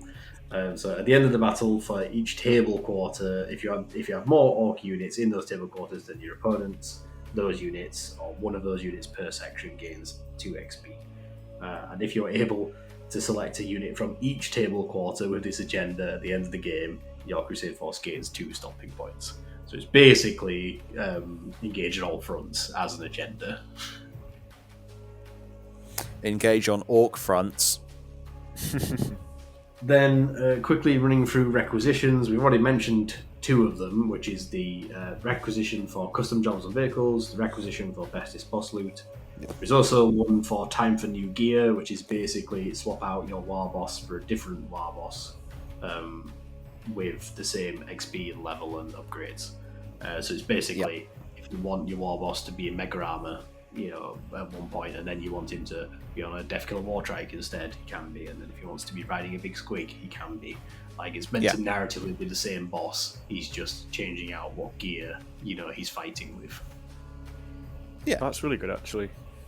Especially because my war boss, Road Ripper, was the war boss on bike. I've been using him as the Deathkiller Wartrike now.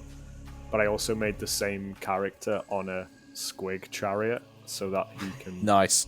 So I could bring because I wasn't using the Deathkiller Wartrike much in Index, so I was using him as Mozrog, so I could just use him as a... Yeah, that'd be quite nice, just to switch him around and play different roles with the same character. I suppose it lets you lean into the detachments. So obviously, like, if you start out playing a Bully Boy list, with your Crusade Force, and you start with a regular war boss, and then at some point you sort of shift into having to have more Beast Snagger units, and you want to start playing the Big Hunt detachment. At that point, you can sort of shift your Mega Armor war boss to being a boss on Squigosaur, and he's going to get more benefit from that detachment moving forward. Yeah. I mean, you could also use it to start have a regular boss to start with, and then upgrade it to a riding a squig later or whatever. When you're playing bigger games. Yeah, you could even write into the narrative like he's he's found the squig that he wants to ride, or even if you kill like an enemy's dreadnought, you go, well, my war boss is now going to be a war boss in mega armor, and make the armor out of the dreadnought, and like write it into the story, give him more characters. Yeah, that's cool. Yeah, that's a fun idea. And then finally, we have the Doc's Orders, which I think is probably one of the oddest requisitions I've ever seen so far in Crusades. It's so weirdly circumstantial and worded, but also it's just funny and useful. I like the little description on this, how it says, Orc physiology is incredibly resilient and even possessed of some regenerative properties. Often, though, the only thing that will make an orc feel better is to embark on an unremitting rampage. He literally he doesn't just walk it off, he fights it off. Yeah. So this is for 1 requisition point. Specifically, purchase this requisition after your War Boss gains the battle scars. This is a whole requisition dedicated to that one model in your Crusade boss. During the next battle in which your War Boss is part of your Crusade army, if its unit destroys one or more enemy units, your War Boss gains 2 XP. If one or more of those destroyed units were a monster or vehicle units, your War Boss gains an additional 2 XP. At the end of the battle, if you won that battle, your War Boss gains an additional 4 XP from this requisition and can do one of the following. So bear in mind, if he's killed an enemy monster or vehicle, and that could be as simple as he's run up and punched a rhino, and that would net him 4 XP. If he does that and you then win the game, he's gaining 8 XP.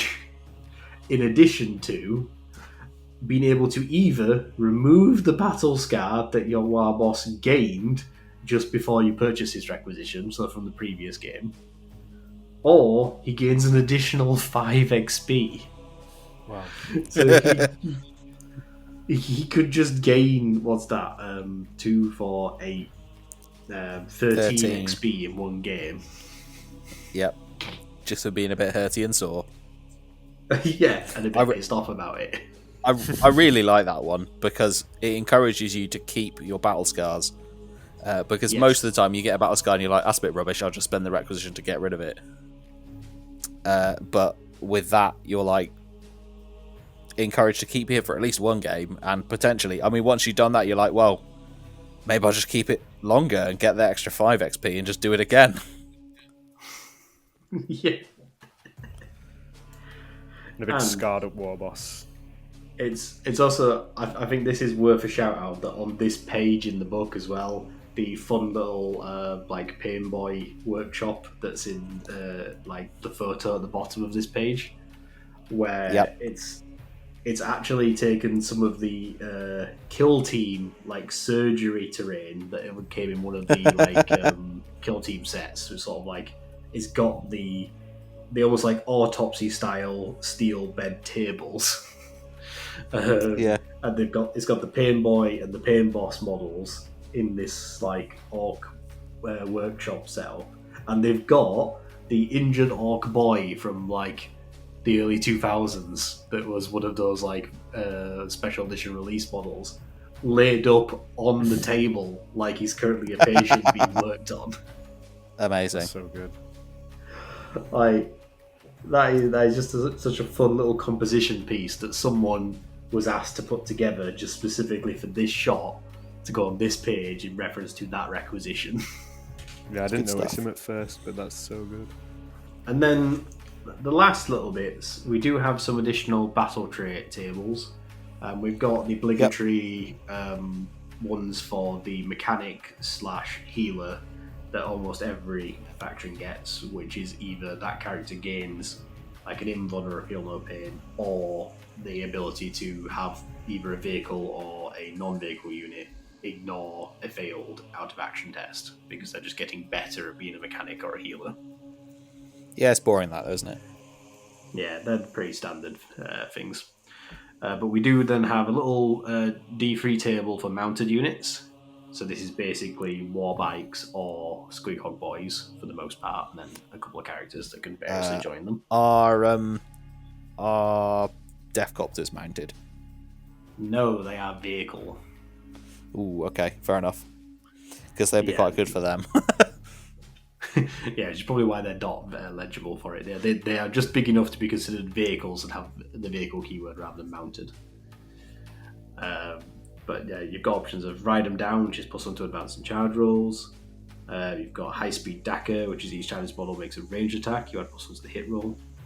And then you have Smog Belchers, which is this unit gains the smoke keyword and once per battle can use smoke screen stratagem for 0 CP, which I think that is particularly fun for the Squeakhog boys, being able to actually pop smoke once per game. Yeah, that'd be quite tasty. And then also we have a D6 table for mob units. Now, I did check the keywords for everything because in editions past, like in 8th edition, mob could include things like Mega Nobs, Birder Boys, Looters, Commandos, stuff like that. In 10th Not edition, this time. it does not. No. Mob units specifically, it's only boys and beast stagger boys, I think. Yes. Yeah, it's just those two as far as I can tell. Yeah, this is essentially your battle line orgs, basically. So bear that in mind that it is only those units getting these benefits, but you've got some interesting options. You've got Dead Choppy, which is while the wire is active, each time a model in this unit makes a melee attack, reroll a wound roll of 1. Sure. Bionic Targeters, each time a unit makes a ranged attack, +1 to hit. Especially fun on shooter boys. That's what I want on my mob, joined by the mech boy in my dread mob. Nice.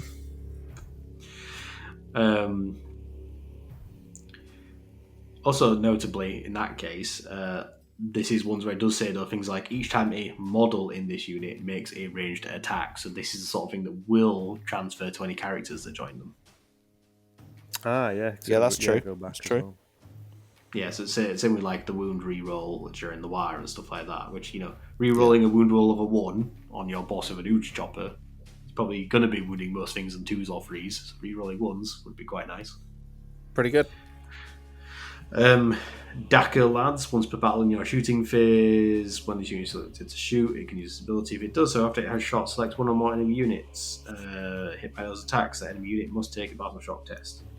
Which again, small thing, but I like the idea of that on the beast stagger boys that have got the Whirlboy with them. Yeah. Pop off sluggers at an enemy unit and force them to take a battle shock at -2.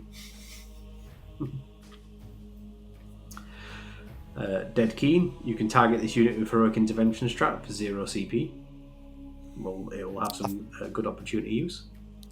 I think that's quite tasty for a unit of 20 boys. Yeah. Because you really don't want that heroically intervening into you. Especially if it's in the Green Tide after they've just moved 6 inches because you shot them. Yeah.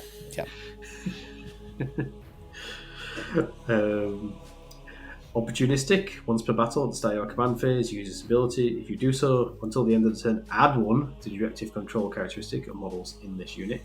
Now, I've used that as a upgrade on a Crusade unit before when I played my War Banner in some Crusade games, and that was great having boys having OC free per model.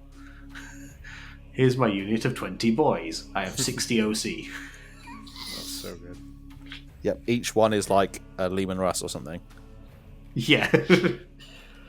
And then on a 6, Gnarly Scars. While an enemy unit is within engagement range of one or more of these models, worsen that unit's leadership characteristic by 1. Just in time. That's so ugly. Yeah. Just in time for the war boss of the double jaw to shout at them twice. Take a battle shock at -1. No, you passed. I meant take a battle shock at -2. Damn it, boss gob. Just with going back to the one that you said you liked, Tony, the Dacker Lads as well, it's like that'd be quite good for if they've got like a unit they want to go Overwatch when you charge, and you could just pistol them and then they can no longer Overwatch you. So you could switch off Overwatch. Yeah, perfect example of it. Like I said, I think Whirlboy on foot is a surprisingly sneaky piece of tech that a lot of units can make use of. I've not really looked at him because I think he just seemed like he didn't have much use, but now you've said that, I'll definitely try him out, I think.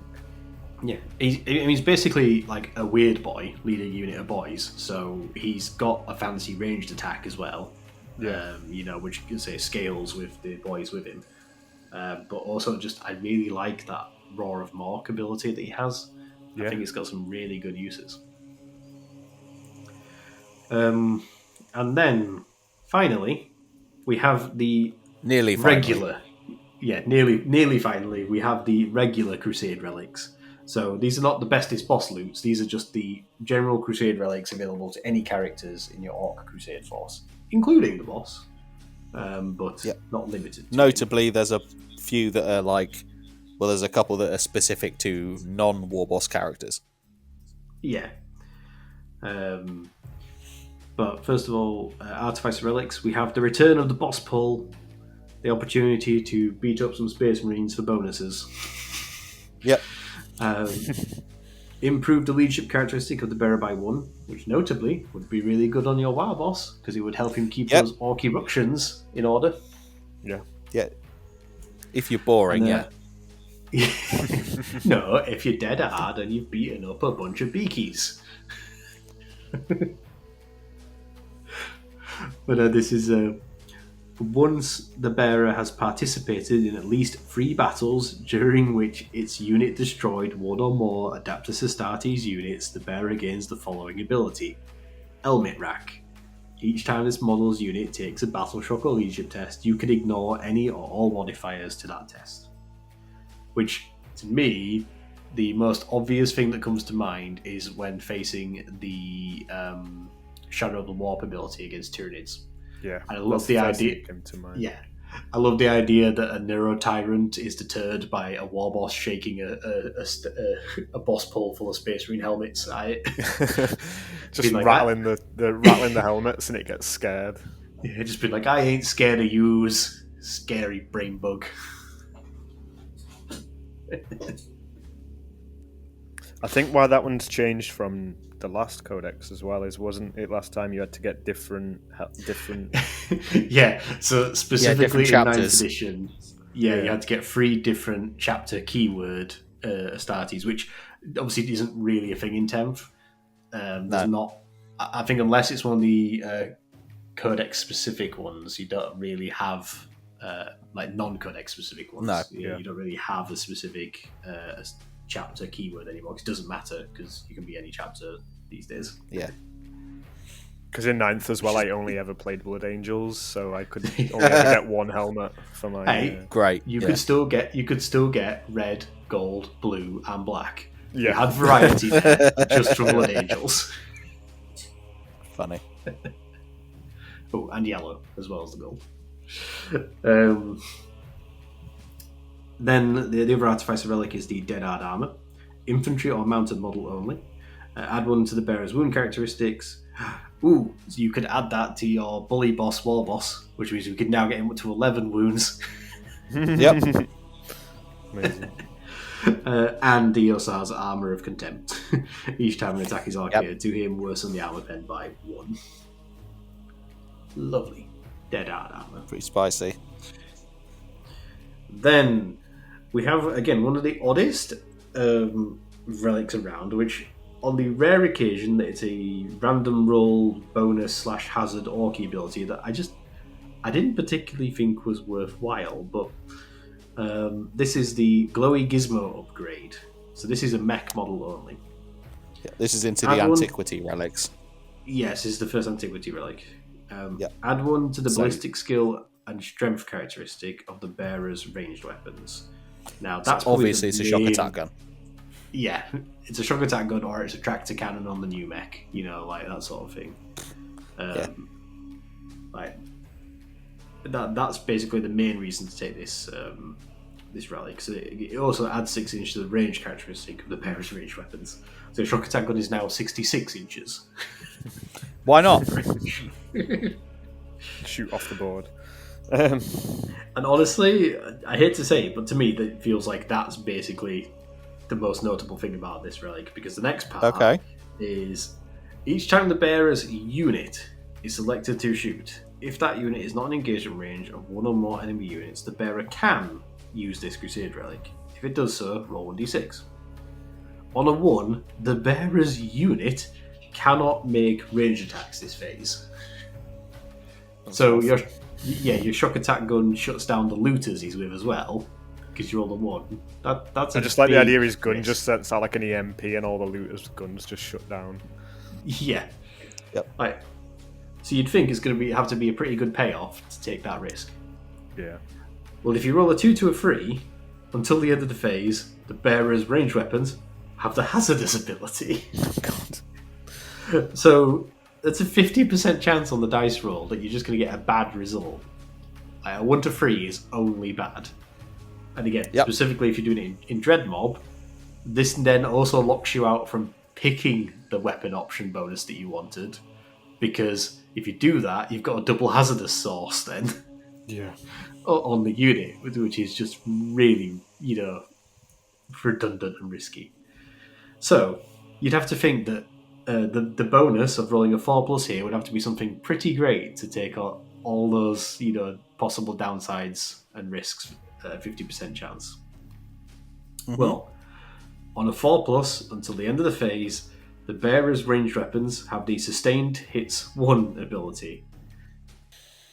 And range attacks made by the bearer's unit score critical hits on a successful unmodified hit roll of a 5+. And that's it. Now, obviously, if you are running this on a mech in a dread mob, you don't need to go through any of that risk to just get sustained hits 1 on your weapons anyway. You could just roll it. You could just roll it, or you could just have standard hazardous and pick it. If it's stacked, like if the general rules of sustained hits in like the core rules of the game said that if you had multiple sources they stacked, and then it made them sustained hits too, then that would feel worthwhile. Yeah. But that's not the case. And obviously you could the have one sustained other hits. You could have sustained and lethal on 5s. It's quite good. Yeah. I just don't think the 50-50 chance of the bad effects of this relic are worth it for an antiquity relic. No. Yeah, just roll 4+. Just You'd be fine. Just roll Just roll sixes. 4+. Yeah, just roll 6s. All good. I mean, to be honest, I think increasing your ballistic skill is like probably worth it alone for a big mate with a shock attack gun. Say, because he just has take that heavy anyway. as well, so you'd be getting +1 to hit and +1 to ballistic. Yeah, which is what I say about this relic. Like the first part of it is the main part, like it's the main advantage. The second part is just this weird sort of edge case 50-50 gamble where if you're taking this upgrade on this character with this war gear, you're probably running it into the dread mob, and I just don't see why you would bother then. It's an odd one. I guess the only thing you could do is put it on a mech on shock attack gun, but don't put him with another unit. So if he's just stood alone, he can't affect anybody else's weapons. He'll still You could put him himself. if you really wanted, you could put him with one mech gun, just so he's not easily targetable, and then you don't mind if your one mech gun doesn't get to fire. Yeah. Meh. Anyways, moving on. The other antiquity relic we have is Wasgit's Copper Skull Cap, and this is for Weird Boys and Wereboys. So it's the psychic upgrade. I have a point of contention here. That would be the prime place to put a magic bone. Yes, it would have been actually, yeah. No magic bone relics. Cap. What is this book? I mean, it says they've left space underneath for you to write your own. Yeah. Magic bone. Magic bone. Hey, it's a skull cap. It could be a literal skull. I guess so. Yeah, sure. He's wearing the skull of another orc. It's his magic bone. Plated in copper. Yeah. Plated in copper. So each time the bearer makes a psychic attack, add 1 to the hit roll, and if that attack destroys 1 or more enemy models, the bearer regains up to 2 lost wounds, which is a fun little bonus. I feel like it won't come up often that the weird boy or wereboy in question has lost wounds and then also finds himself in a position to make ranged attacks after the fact to become healed. But true. The main thing again is the +1 to hit, which with the psychic attacks that they both have is very nice. That is a good bonus. And then finally we have the traditional legendary relic for all Orc Crusades. We have the Chopper of the Great War.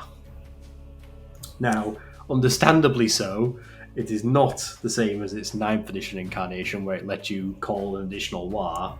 Otherwise, every bully boy list ever would be striving for this. Yeah. Spending more of the game warring than not. I'll tell you what, though, it's real good.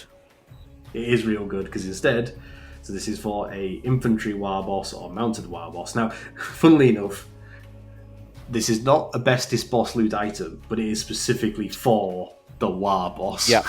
Yeah. See, only the War Boss can take the legendary relic. Select one melee weapon equipped by the bearer, excluding extra attack weapons. So you can't have the Squigmaw of the Great War. Yeah. Or the attack squig of the Great War. Yes. The Chopper of the Great War. You pick one of the bearer's melee weapons. You add +1 to the strength and armor penetration characteristics of that weapon. And in addition, each time you call a war, if the bearer is on the battlefield, melee weapons equipped by friendly orc models, no range restrictions, All of them? like that, just orc models. All of them? All of them. All of them. Have lethal hits. It's pretty good, that. So, yeah. Basically, it's just adding an extra layer to your army rule for the war ability. It becomes the 5-up-in one, advance and charge, +1 strength, +1 attack, and lethal hits to all Whew. orcs. Spicy, that. That could be devastating, especially if it's something like the Warhorde and you've got Sustained as well, yeah. sustain. You can get on the exploding 5s. Yeah. Yeah. So all 5s in combat will be lethal. Yeah, that's great. I like Brutal. that one. Yeah. And cunning. And then finally, Dan, we have the Crusade badges. Would you like to run us through them? I know you're a fan. I'll of go the, on then. Crusade achievements. I don't know why. I just quite like it. It's just quite funny, but it's good names. So the first one is the Ambitious Boss. If your war has reached stage 2 and you've won 2 or more battles. Next one, the one in the middle, is the Rampaging Big Boss, which is a great title. That's for if your war's reached stage 3 and you've won 6 or more battles. And then finally, the Grand Warlord, which is, it's a pretty good title. The grand title. Yeah, a grand title, in fact, yes.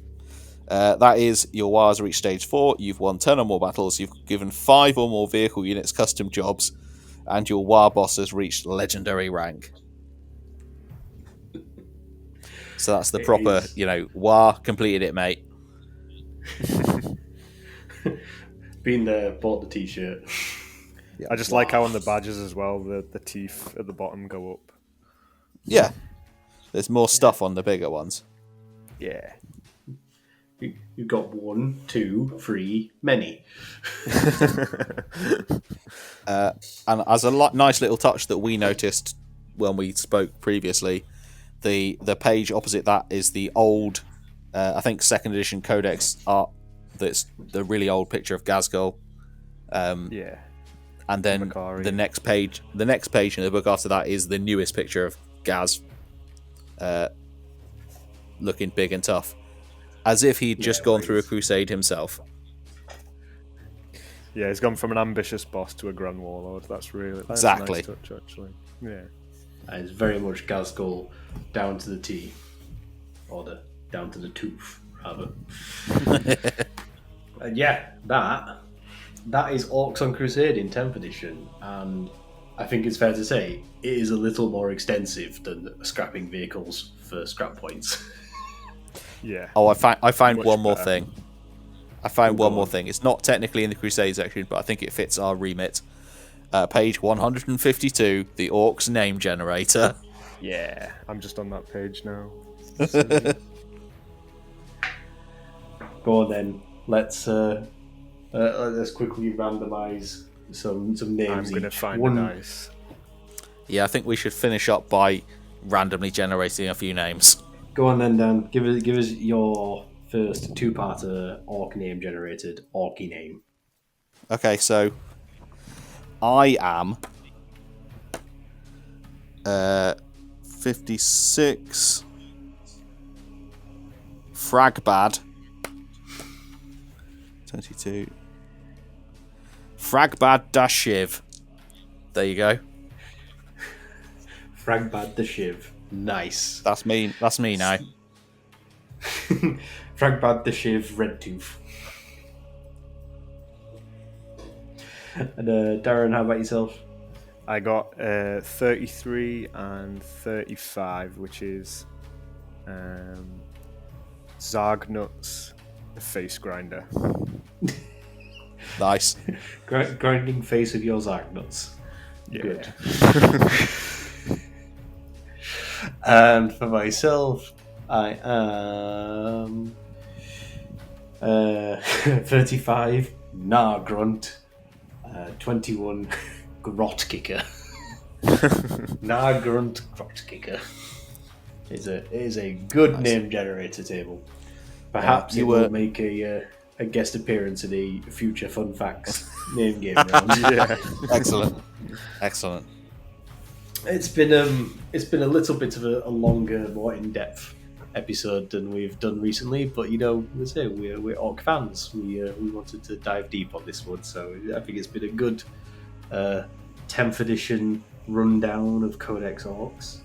So thank you to everyone listening who's made it this far, and if you do enjoy the show, then make sure to leave us a review or 5-star rating or wherever it is you're listening to our podcast. And if you're of course listening to it on YouTube, then don't forget to like and subscribe. There'll be more stuff like this coming in the future. All sorts of other videos up on the channel as well. You should go check them out. There'll be some links to some other videos at the end of this. If you are watching us on YouTube, then please do go find us over on YouTube at /Narrative Wargamer. You can also find me over on Instagram, again, at Narrative Wargamer. And we also have a Facebook group and a Discord. And basically, anywhere on any socials, you'll be able to find me over on Narrative Wargamer. I managed to get the handle for most things, at least. So you'll be able to follow along with some of the interesting models and conversions that I'll be building and painting to add to my Dread Mob and using in the near future. And Dan, where can people find good old Hello. Red Tooth? You can find Red Tooth on Twitter /X and red_tooth on Instagram. And possibly me some other places, who knows. And Darryn, again, where can people find you? On Instagram at Orc Daggers, but it's daggers spelled like an orky way, which I'm sure it'll come up once you start typing it anyway. Yeah, and there'll be links in the description below for all of that. In addition to our affiliate link with Element Games. So if you haven't yet picked up your copy of the Orc Codex, or you are planning to pick up new units to add to your Orc Crusade, then if you follow our affiliate link below, it doesn't cost you anything, but it does help support us, and we get a little kickback when you make your hobby purchases. So do bear us in mind. And thank you both for joining me for this very Orctastic episode. Not a problem. Oh, thanks for having us, Tony. And we will see you all again in a future episode sometime soon. So until next time, guys, this has been Narrative Wargamer, helping you to discover more ways to play 40k.